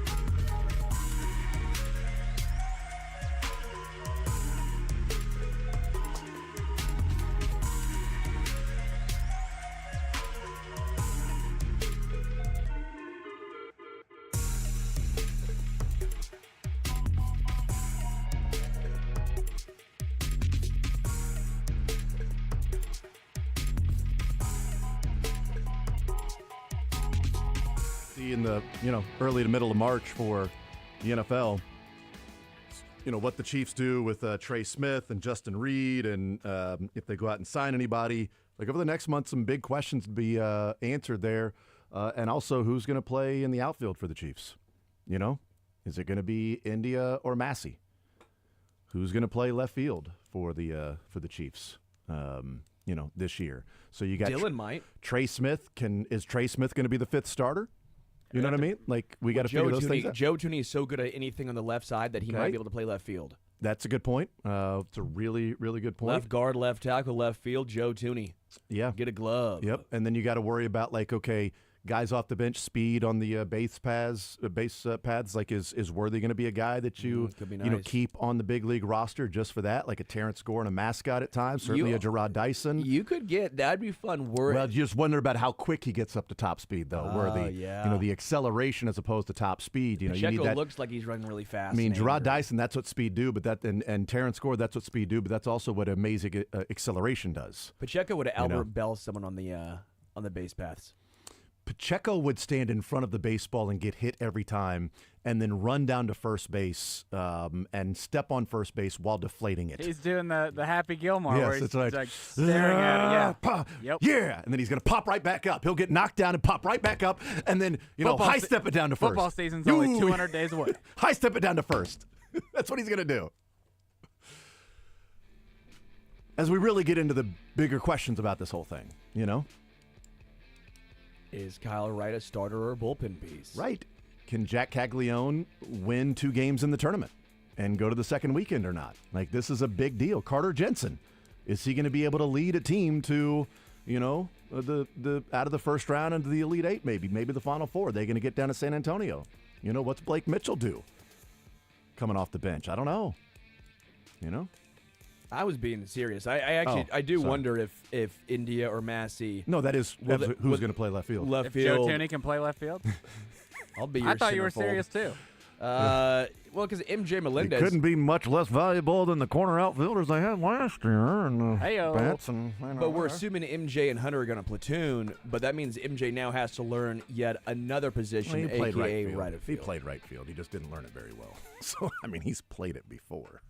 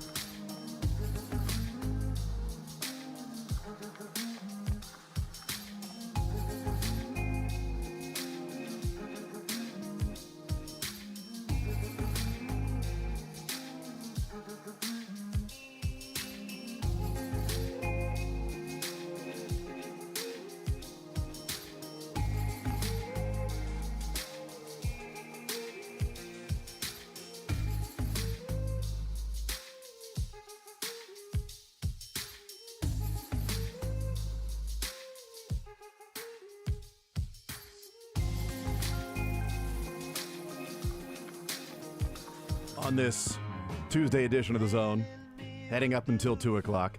Tonight, 6:30, little KU pregame, 8 o'clock, KU and Colorado. Mark it down, at, Sharpie, Allen. W. Colorado, Sharpie, Seth Davis, that already, you know? They have none wins in the Big 12. Yes. K-State, big one against Arizona. They are dogs at home. 3.5-point dogs tonight. They've been dogs in all these games. Yeah. They And just keep winning. and luckily, like ESPN does so much to take care of the Big 12. Like dumping out of the middle of a ESPN or a Big 12 game last night to go to pregame of Lakers and Doncic's. I guess it wasn't the Big 12, but after they had already moved one of the biggest college basketball matchups for the game, just to find out, I think it was 2 hours before that on they Saturday. were both out of the game. That was on Saturday. They moved them. And then tonight, the Arizona matchup with one of, if not the hottest teams in America, is on ESPN Plus. So that's good. So you can check that on your streaming networks. Trying to make you buy that. It's awesome. Leveraging. KU on ESPN2 tonight. So you got that Mizzou SEC Network KU tomorrow is on night. Sports Radio 810 tonight. KU on Sports Radio 810 tonight against Colorado. And Prime won't be coaching in that game. So and Shadur Sanders won't be playing in that game either. It might be better. Tad Boyle on the march to probably not having a job. Yes, if you don't win a game, he's heading in that direction. Although we have seen teams not win a conference game and turn right around the next year and be a top 20 team. That wasn't like 12 years in though. Oh, okay, so a little bit different. Yeah, probably just a little bit different. Todd, you rested up. You recovered from your 8 days in Louisiana. 8 nights, 9 days. Oof, yeah. I got home last night. I landed a little before 5. Bag was like the second one off the carousel. Oh, that a kid. Van was outside to go to the economy parking. What spot was I parked at? You were at E1, right next to the little shelter thing. What stop did you get on the so deal that on Sunday? I was right there with you. We happened to show up at the airport at the exact same time to the economy parking last Sunday. And so, you know, I meet you over there. I'm like, oh, there's Todd. Cool. And as I get on the bus to drive, I'm typing in where I'm at with all my Super Bowl stuff. I'm like typing in row 3, E1, 1. For some reason, it came up 11. Did I tell you a long story as we were driving? Oh, it was so great because you told me about that story. And I'm like, what an idiot, you know? No, I didn't think you were an idiot. And then who called me at 11:30? It was so great on Friday night. I got off but it was dark, right? I It was told him a story about how 20 years ago I had forgotten what stop I was at, and this was the old economy parking before they moved it, and it was and we talked about it because I was writing down what stop we were at on my phone. I was typing in. I said, dude, I do this every time. I type in where I'm at. You know, I said, on my phone. I'm so close. I'm right here by the stop. It's the first stop. It's great. Stop. I tell him the story about how I lost my car and I had to call my wife at midnight so she could tell me my license plate number so they could find the car and all this stuff. And then phone rings. 11:30, 11:15 on Friday night. Jason says, "What stop was that? E11. I said, "Is E1, bro?" And I'm like, E1. I was like, I knew it was E1 for whatever reason. I wrote it's You E11 in my fat-fingered phone, but I'm like, I know because right when I pulled in is when I saw you, and I'm like, oh, I'm gonna park right here. It's at E1. Luckily, it wasn't that. It was like a 10-minute walk. From E11 to E1, not terrible, but it was like I'm on the bus and you like needed there's another, more steps. Yes, there's another family on the bus. Yes, right, and they're like E11. I'm like, oh, that's where I'm heading to as well. Yeah. So then I get off and I immediately get off the bus. It drives away. I'm like, this ain't anywhere near our stop. I know that for a fact because I'm seeing the corner of the fence here. Yeah. This is the back corner. And so then I had to play it off as in like I was supposed to be here because I don't want then this family to then see that I'm a dumbass. Yeah. So then they drove away. And as they drove away, then I grabbed my stuff and started hoofing it. Should have asked them for a ride. No, I'm not going to be an can you idiot. Drop me off I'm not a dummy that didn't know where my car was. That got off on the wrong spot. I'm not that guy. I'm not a dummy at all. I wrote it down. I typed it into my phone so I would not forget, Sterling. Should have had I'm your that wife smart. pick you up. That's what I did. I said, hey, can you just pick me up? So she'd just leave the kids at home at 11 o'clock at night, sleeping? I didn't force you to have kids, right, Lebo? You did. That's right. You did. I remember that. You have to fast forward your life. It was an odd bedroom experience, but you were right there. But I got in the car about really 5. Weird. I got to listen to But Trent I'm cool Green with it. take me home. It was great. I got to listen to Trent Green talk about how the Super Bowl, the Chiefs lost. Yeah. It's good. He was in the whole hour. That's about what it takes me to get home, too. Yeah. That's So then I got home, and I was home. did some laundry, did the stuff, got back up today, went and worked out this morning at base camp. Wow. Yeah. Wow, dude, you were on it. And then here I am. You are a Gruden grinder. Yeah. The grinder. And then tomorrow it's going to snow. So Did you guys make it home. out and about on Saturday to go see some touring We did. and some sightseeing? Gabe and I went to the World War II Museum with Matt Derrick and Greg Eklund. Listen, New Orleans is great. It's a fun town. I don't really need to go back to New Orleans. I've been there enough, okay? But if you ever go to New Orleans, carve out half a day to go to the World War II Museum. We talk so much about our World War I museum. It's great. This is a much bigger footprint of this thing. We went down there, and we had a great time at the World War II Museum. You know, it's really well done, very cool. But then Saturday night, no, not out. I was not involved with the people because my Overflow Media Hotel was not closed. I heard it was classy. And I heard it was really nice. nice. Did you guys order in from Spray paint, I heard? probably a vast array of spread of choices with the room service? We ate. There was no room service. Oh. We ate a late lunch, early dinner after the World War II Museum. I'm telling you, we were there from 9 to 3. Oh, wow. Yeah, we were there a long time because Matt had to leave and go do something that he does. I got to work. Well, I got to go do this thing for international CBS something. So he had to go to the domestic compound. I was on in Australia on Friday, Matt. Come on. And then he or came Thursday because it was there Friday. and picked us up, and then we just went and ate. We got out of that immediate area. We went over to the Garden District, you know. Yeah, And as we one just does. found a little bar over there, and we ate, and so we didn't get back to the hotel till 5-something. And then we did. I've never seen an intersection quite like this thing we were at. It was an Interstate 10 and some highway, Veterans Highway or something. And so it was a clover leaf, but then under the clover leaf, there was like an underlay of U-turns and things you had to do.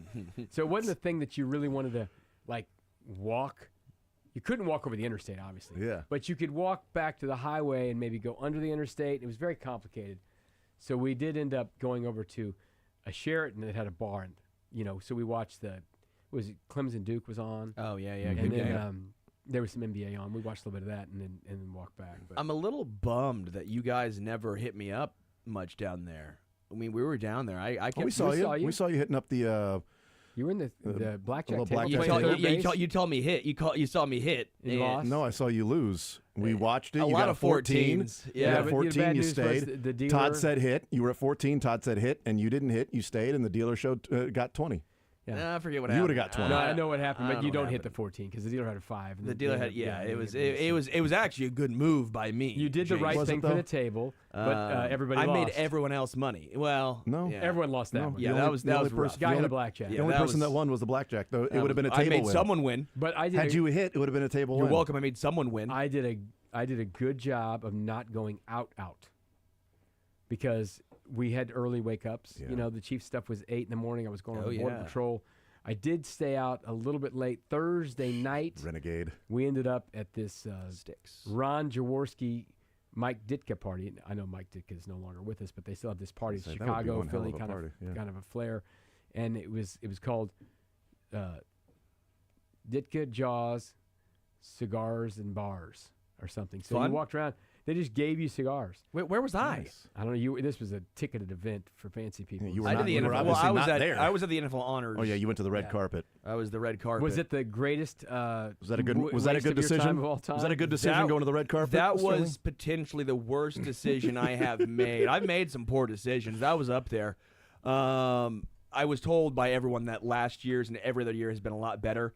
This year, like, you know how normally you can like mill around and talk with players and you can just actually have a good Mm-hmm. time? Well, what if we put you in a tent without AC and you're in Louisiana, and what if we Yeah. cram you Yeah. into a barricade that is between me and Lebo, and you're going to have to go 3 rows deep here in between me and Lebo, and everyone's going to have cameras, okay? Right. Yeah. So what if we do that? And instead of you being able to mill around, what if you can't? You're just, now, doesn't you're sound, just stuck. now, doesn't that That'd sound like suck. fun for 5 That hours? does not sound like fun at all. You know, that's one of the reasons I didn't go to NFL honors. is I Yeah. thought I'm it just sounded like watching bad on news. TV. Well, normally, So we went and got a normally bunch of cigars and drank some beers, and There you go. you know, saw Enjoyed some folks yourself. out. We saw. I got to talk to Adam Kaplan for a while. He There you was go. there at the party and chatted with him. Sent you a picture of I somebody. saw that. Yep, that was fun. That was a good one. That was a great picture you had. You And looked then, good. You looked like a terrible person. Go ahead. we had a few Guinnesses, because that was the beer that your choice was, Guinness or Guinness. That's a good call, though. So Todd, here's my professional transition.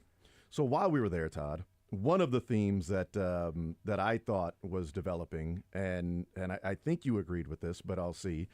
One of the themes was, man, this team, like Mahomes looks extremely focused on opening night and the other press conference availabilities. The team seems extremely focused. They're not talking about anything but that game. They feel like they're locked in. We're not seeing them out and about and hearing about, the dinners they were talking about or the dinners that they ordered in while watching film together. We saw an assistant coach on the walk back who said, man, these boys are locked in. They're ready to go. That felt like the theme. And then to see that egg where they just looked undisciplined and unfocused was a pretty big surprise of what felt like all week leading up to they're going to play a clean game. Well, I felt a little bit like I remember back 5 years ago before the Tampa game. It was a different circumstance because, obviously didn't go down there. And they left on, Friday or something? It was a bunch of Zoom calls, stuff like that. And everyone's like, because at that point it was the 2 weeks before when Eric Fisher had gotten hurt. So they had no left tackle, and Mitchell Schwartz was already hurt. So they were kind of just surviving at right tackle. And we were all just like, oh, that'll be fine. They'll figure it out. They'll be fine. Figure it out. It'd be no big deal. And I feel like that's kind of what happened here because that 2000 team didn't have a lot of close calls. They whipped people. They scored a lot of points.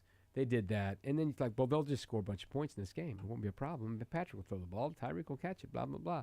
And this is a little bit different, but I think we were all lying to ourselves that, Joe Thuney's doing okay. He can do this. McCallion was fine. Yeah. It's all right. He's fine. He's been fine. Jawan Taylor, sure, he jumps off sides and moves his foot and does some things and lines up bad, but he's okay. But in the playoffs, he's been pretty good. Okay. Okay. Well, they I think if you're going to put a balance scale on X's and O's and Jimmy's and Joe's, I think the Jimmy's and Joe's in the trenches, big time advantage for the Eagles. But we have seen teams have a big time advantage during certain stretches of games, and the Chiefs generally found a way to coach around it. Make a throw, do this quick throw, this something, combat it. They could not combat it because, as we've talked about for 2 days now, they never had to blitz. I mean, they literally, you can't have quick passing games be very effective unless you're right on target. If you got to defend that many defenders against 7 guys defending 3. And there were plenty of times where the Chiefs kept people in. Yeah. And it was really bad numbers on those things. Oh, there was a play where they max protect. They kept tight end and running back in, sacked. And 2 guys met at Patrick Mahomes. Right. So how does that happen? I think they got X's and O's a little bit, but I think they got Jimmy'd and Joe'd a lot. I agree. On the lines, and that was, we should have seen it coming better, But you just, one of the things I talked about this week was, Joe Thuney's been okay, but this is a really good team they're going to play. And we remember that, Philly's defense was so good 2 years ago, and they never sacked Patrick Mahomes. Patrick Mahomes was hobbled, and they couldn't even sack him. Well, about that third drive, it was sack, pick 6, and you're like, woof, this is real bad trouble here on this. Because the first drive, you're like, they got the first 15 going, and they had the little better pass, catch this ball, do that. Yeah, you Kelsey got a little catch it, on. make a better pass, Patrick, on 2nd and 9. 3rd and 9, you got some pressure. Ooh, you almost got out of it from Jalen Carter. You still made a crazy throw to even get it near Hollywood Brown. All right, well, that sucks that you punted, but luckily the defense got off the field too, so you match punt for punt. Those possessions where it was sack, pick 6, and then punt, right? And sack, punt. And then a couple of those. And then interception, first play. It was, they were behind the chains. They were horrible field position in the first half, and they just didn't respond very well. They didn't respond, and that was shocking to see that team do that. They'd had the Tampa game was terrible. The Titans game a couple years ago on the road was kind of awful like that. You're like, what is this? What are we watching? Yeah. What are we watching here? And it was shocking to see. Yeah, I think the Chiefs and their coaches looked at, like, the difference between 2 years ago against the Eagles and this one was, I think the Chiefs went into that one knowing how great the pass rush was and having a game plan to combat the pass rush and obviously putting ice on the field was smart for the Chiefs to do that. They were the only ones that played on ice. Too bad this field held. Yeah, I know, right? I wish the Chiefs would have held a little bit more, at least get called for them or get away with them, like the fans have said all year that Chiefs get away with holding. But like that Eagles team in 22 had 70 sacks. They were number 1 in the NFL, and they were number 2 in pressure percentage. Like that Bucs team was number 3 in pressure percentage. This Eagles team, like I think Andy Reid and the coaching staff went into it and said their secondary is so good. They're the only secondary in the league that when they don't get pressure on the quarterback has a negative EPA. Yeah. Only secondary in the league. They're 28th in pressure percentage. Like they're flipped from 2 years ago. We're going to be able to hold up against these guys, and if they're going to play zone, and Fangio likes to blitz. Okay, if he's going to blitz, we're going to do this.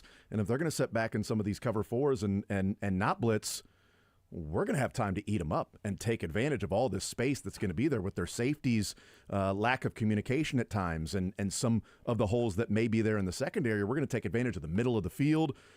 And it's, we're going to be able to hold up because this team is not a team that has sacked the quarterback a whole lot. And they just got their ass whipped, and it didn't look like they had a counter. It didn't look, oh, wait, we're not protecting now. We're not allowing time to take advantage of these seams in the defense in the cover 4, and we've got some guys running open, but it's not helping because when Mahomes is getting pressure, he's seeing the back of jerseys. We need to adjust, and it never really felt like they did that much. Well, that was my surprise because they did a great job with Buffalo. Buffalo has, again, maybe just as good of a defensive line as Philly. A little different, but pretty darn good. Houston's is probably better than Philly's overall top to bottom defensive line. Defensive line, yes, it's better. And they did a good job against Houston. Yeah. So I was perplexed to see the offensive line get their ass kicked the way they did. I didn't expect that game from Juwan, but Trey and Creed, it wasn't like they were outstanding. I mean, for all the talk about how good the interior is, which we've heard nonstop, the praise being, put on those guys. If you're that good, you got to at least have a couple reps here and there where you're not getting pressure. Yeah. I don't pretend to be some offensive genius, okay? So I'm not going to say you should have done this, you should have done that. Looking back, probably should have tried to run the ball a little bit, Did they ever run any jet sweepy? Didn't feel like it. Xavier Worthy. Bubble screens or anything like that. 2 RPOs, and one was the first play of the game to Juju. Yeah. Then, they kind of got in. Then you get behind, and you have to change everything, right? Because that's just kind of the way it goes. So whatever they had planned out that they planned for 2 weeks was kind of torn up, and they didn't have an answer for anything. They needed to play, and I said I feel good enough about this. I thought the Chiefs would win the game mostly just because they do just win games. But I thought if the Chiefs won the game, this is the exact same way I felt about the Buffalo game. They had to pretty much be clean. Now, they had one turnover against Buffalo, the fumble, and, it turned into be a real dogfight. They did not turn the Bills over, but they did stop them twice on 4th down, which is turnover-ish, right? And it was all they could do to win the game. I mean, it was right down to the wire to win that game. This one, they were -2 in turnovers, and one of them wasn't a touchdown, and the other one, they got the ball at the 14-yard line. So it was basically a touchdown. And the strip sack that, listen, let's talk about officiating or whatever. You hit Mahomes in the face after he lost the ball, probably should have been a penalty, whatever.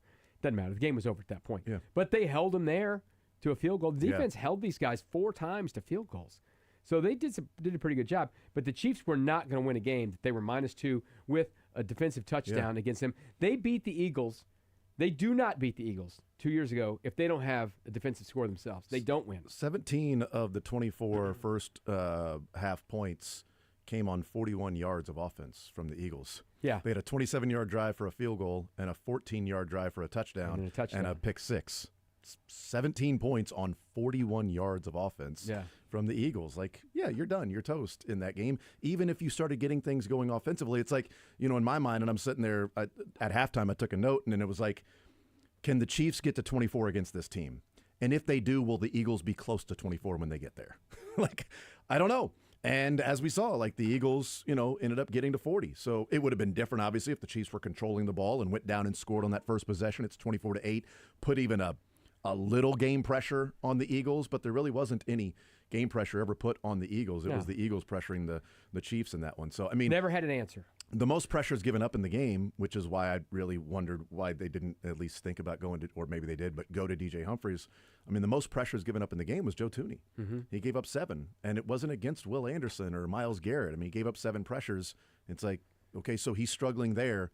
You're a negative at 2 spots, maybe be a negative at 1 spot. Put DJ Humphries at left tackle, put Joe Thuney back at guard, because Caliendo didn't give up a whole lot of pressures, but good God, he was terrible in the game. He was having one of his worst games, and Milton Williams beat him pretty good. He's put in a tough spot. He is. I mean, right, but it just was really surprising that there was. I mean, we'll keep saying it. There was no counter. It didn't feel like there was an adjustment to your offenses giving up. It was shocking to pressure, and you don't really have. They had no to answer. Counter with it, and you're just like, well, we're going to be able to crease these zones, and it's not. They didn't blitz, and they played cover 4. That's what they did. It was just a beat down. Yeah. One of the guys that covers the Eagles and breaks down all these different things, he tweeted out yesterday, he went through every single – it's an extensive breakdown of the coverage call, what the defensive call was, what the front was doing, what the back end was doing, all these different movements, every single play for the Chiefs. And he tweeted out the picture of it and said – this is the most vanilla game plan breakdown that I think I've ever covered of Vic Fangio. Mm-hmm. And it was just played defense, like cover 4, some cover 9s thrown in maybe there, some Andy cover ran 3s. the good plays. Maybe Andy They ran all the good. They ran all the good plays against Buffalo. They ran the good plays. We wasted the good surprise on you, Buffalo. We wasted the good surprise on you. Fact or fiction on the other side of the break with Todd Lebo. More Zone next.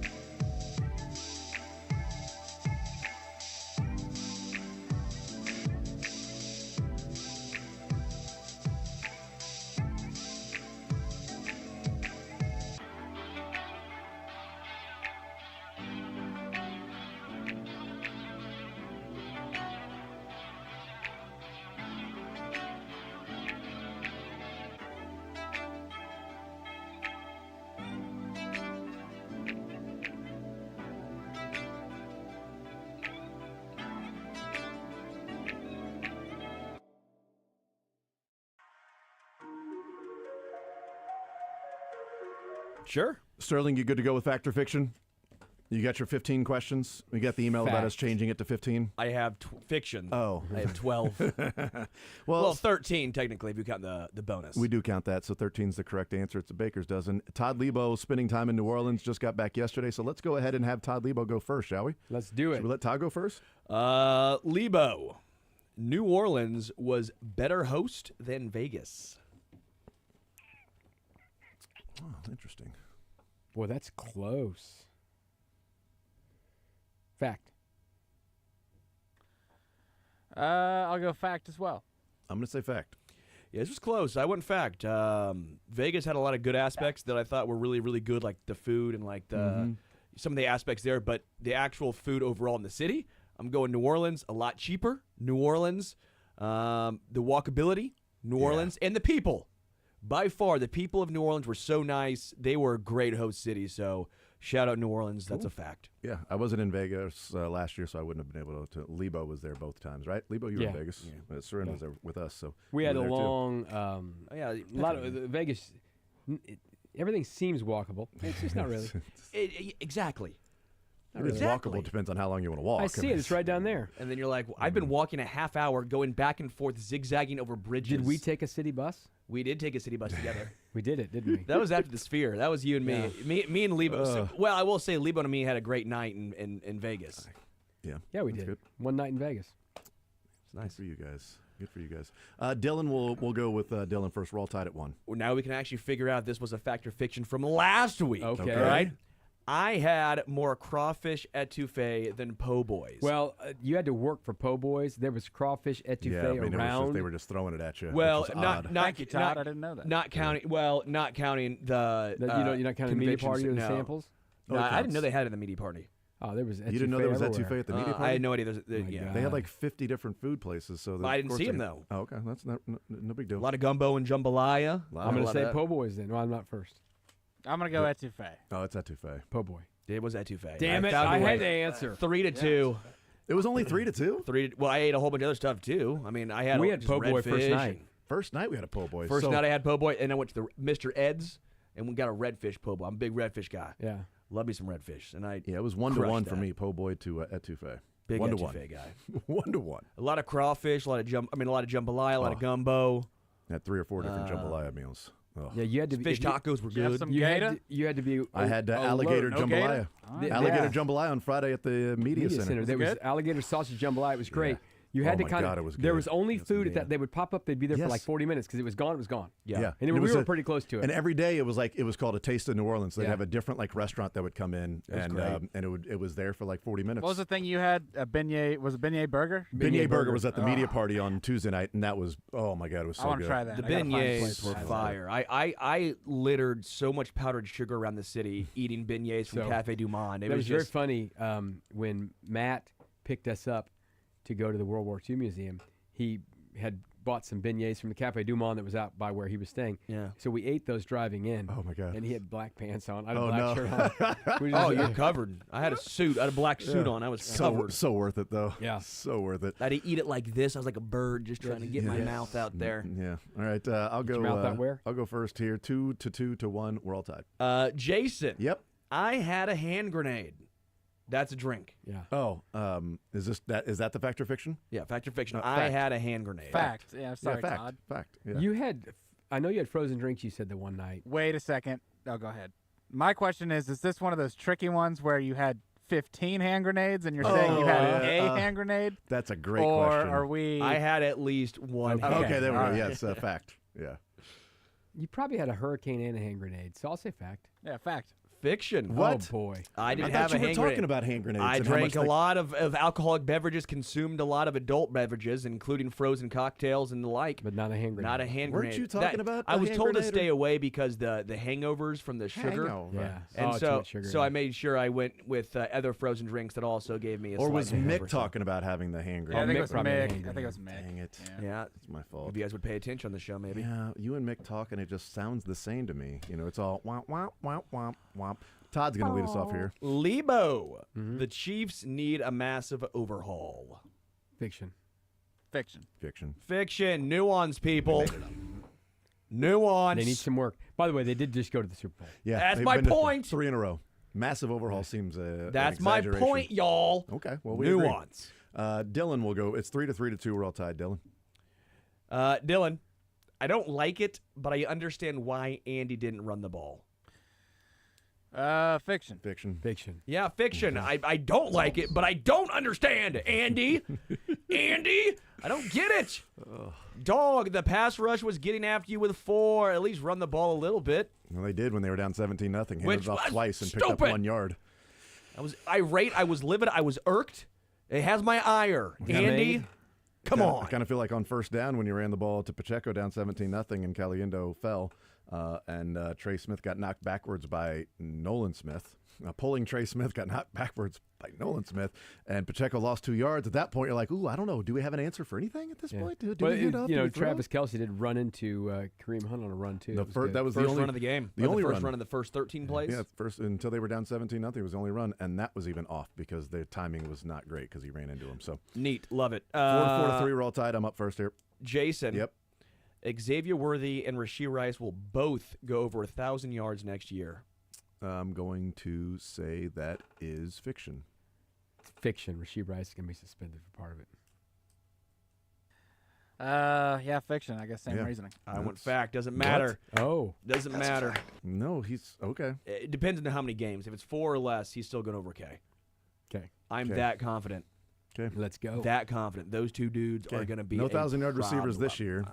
2 different 1,000-yard receivers next year. Yeah, That's right. It's an overhaul. Massive. Okay. Massive overhaul, which it would then make that a fact of the earlier It's not a question. massive overhaul. These are same guys on the team. 4-3, all tied. We start with Todd now. Lebo. 3rd trip around the moon. The Chiefs will put an emphasis on running back this offseason or draft.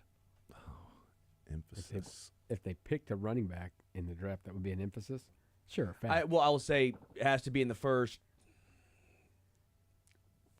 4 rounds. 4. Fiction. It's got to be at least 4 times. Or like a that free size. agent signing. It could be a free agent Okay. signing, but when I say it Not can't, someone on the couch. it can't be just like, oh, they signed, I don't know. All right, so fact. Okay, Yeah. what if I'll say they I'll can't go just fact as well. re-sign Kareem? No. Okay, It fact. has to be like a Fact. So they will put an emphasis on running back this Fact. offseason. Yeah, Okay. fact. Okay, yeah, it's a fact. No, that's a fact. I It's think on they PBS. think they at least draft someone in the first 4 rounds, and probably I think it's not an or, I think it's an and. They'll draft a running back within the first 4 rounds and bring in a running back free agent because they clearly need something. And who knows if Pacheco is going to ever get back because we have not seen him look the same since injury. And Yeah. I think hopefully a full off season and working that thing out. Let's and hope. it'll look like it did because boy, the highlights in that Eagles Super Bowl look a lot different with Pacheco running the ball than what he looks like than the last month or so. All right, we'll start with Dylan here. Dylan, neither Trey or Nick Bolton will be back. Here's hoping that's a fact. So, fact.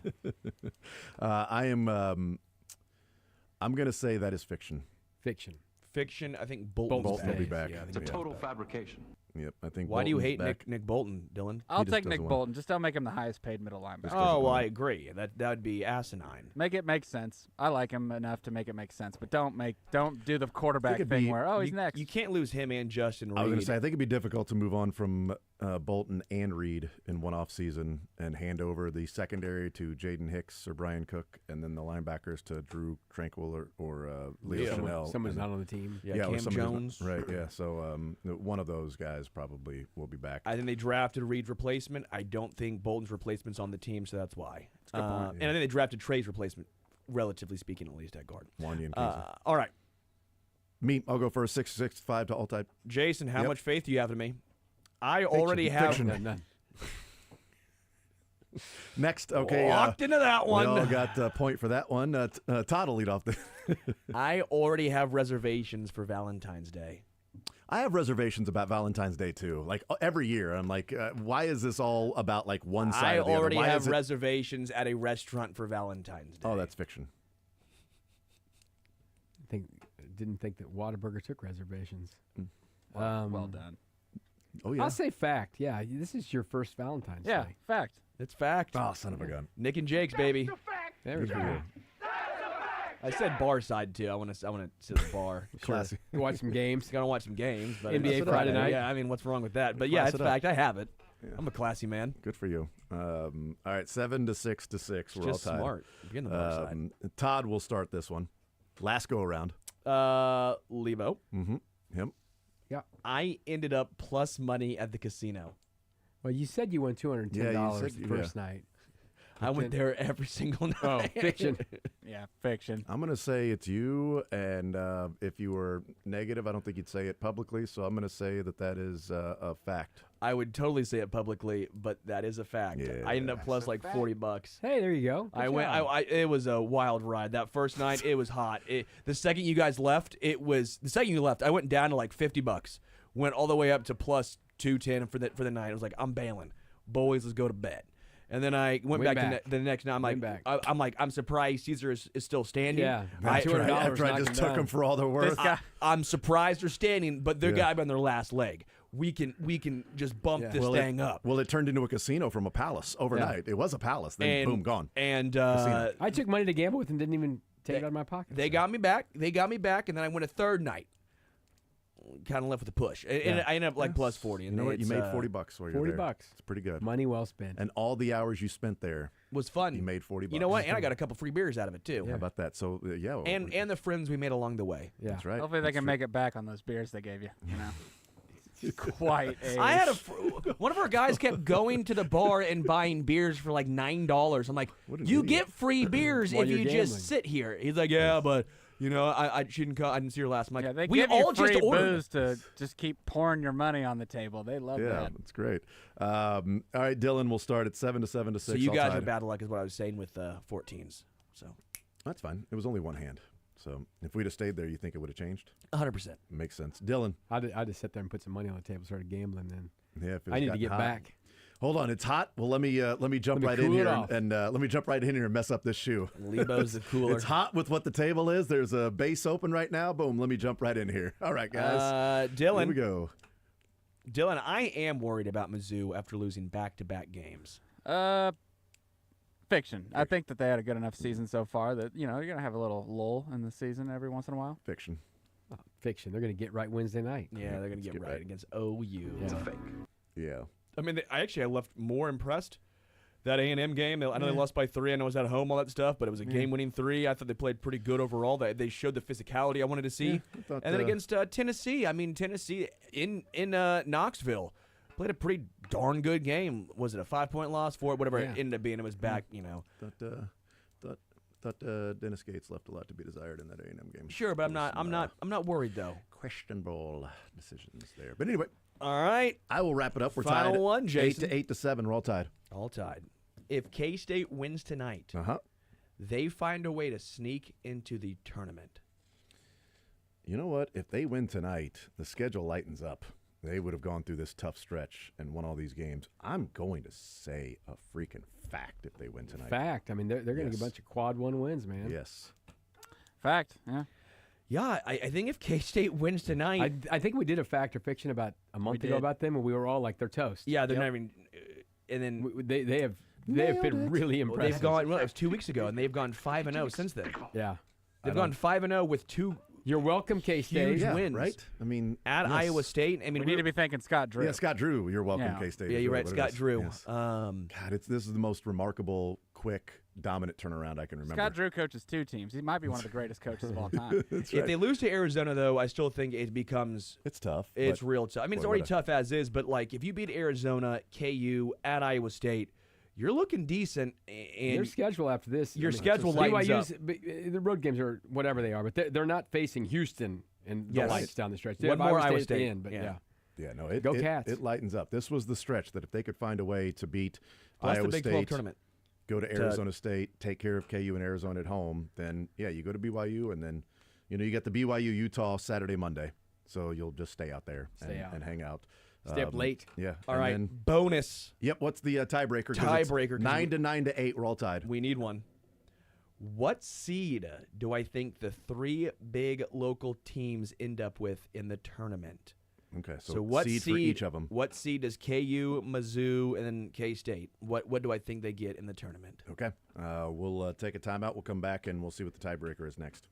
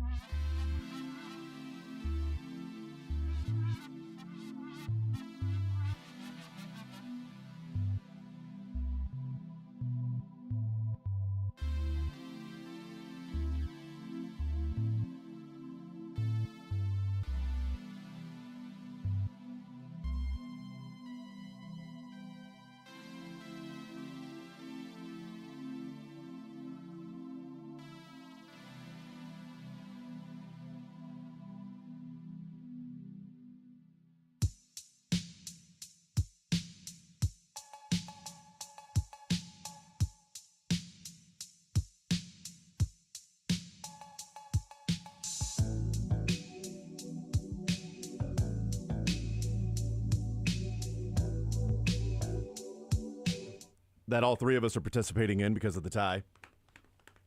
Your tiebreaker, Tied. Sterling? What seed do I think the big three local schools end up with in the tournament? Kansas, Mizzou, and K-State. Should we Kansas. start with Kansas?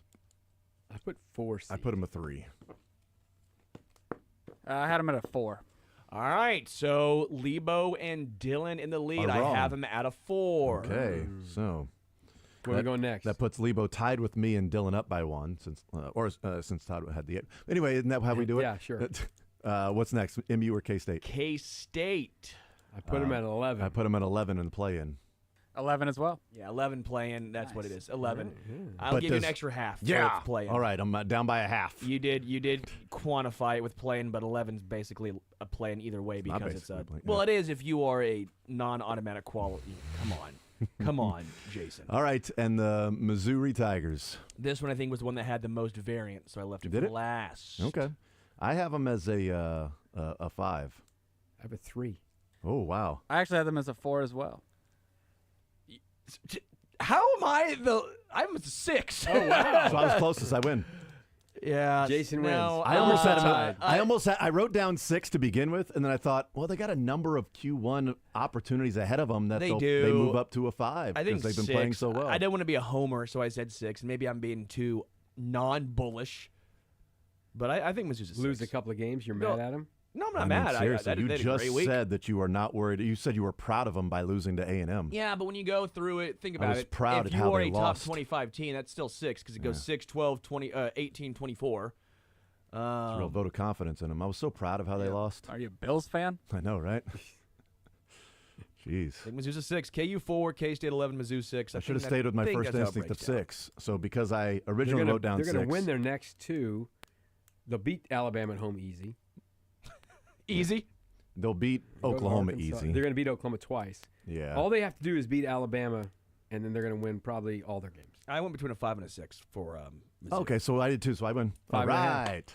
Actually, Yeah. Dylan wins. What? How? Dylan, congratulations. How? You're not allowed to win. Oh, I see. Yeah. That makes sense. Dylan, way to win. I appreciate all your work back here when we were on Radio really Row. hard work. Yeah, he so- actually did work his butt off. He so- was the hardest working man on Radio So, Row. Dylan, this is my gift to you is Gift. you have now won this game. Oh, I'm so flattered. Thank you so much. Congratulations. So That's all the work. Someone tell Chad he doesn't even have to cut the paycheck this week, honestly. No, Thank you, No, Sterling. for you. but That's not- what the money's for. Yeah, that's. I just wanted a little appreciation for all the work on Radio Row. That's Well, no, what the Sterling money's just gave me for. this dub. That's all I need. Yes. That's all you Yeah, need. The bonus was Sterling. Right. His and- love for you on the air. Yes, and Don Draper let us all know that's what the bonus is for while he introduced the Chiefs. I didn't on like Sunday that, night. by the way. I don't understand it. St. Louis guy. I I don't didn't like understand it. Sudeikis wasn't available? it. Yeah, I didn't like Paul that. Rudd? Should have known when his Paul voice Rudd was when his there. voice cracked. Yeah. And then Bradley Cooper came out with that kid who's battling like Yes, dude. some disease or I'm like, fighting his life off, The and Chiefs have lost. yeah, they lost. Now, the only way they can have a chance of winning is if they win the coin toss. Oh, they won the coin toss. It's over. Chiefs won. Got The it. Chiefs lost. They won something that night, though. If you Then just they got watch, a penalty that shouldn't have happened. Oh, and my they God, it. they it's got a rigged. first down on their first drive. The first drive, play. I love how it was down. rigged. Great start. It was so rigged for about 3 minutes. until it wasn't. And then it wasn't rigged because it got so out of hand. Only even though rig, they only could have rig I rigged it. know. Rob Riggle. Also would have been a better choice, I think, than John Hamm. Spygate. All those Deflategate. Only gates I know. Barbecue. Pow, pow. Think I can help you with the Pam Pan situation here, Todd?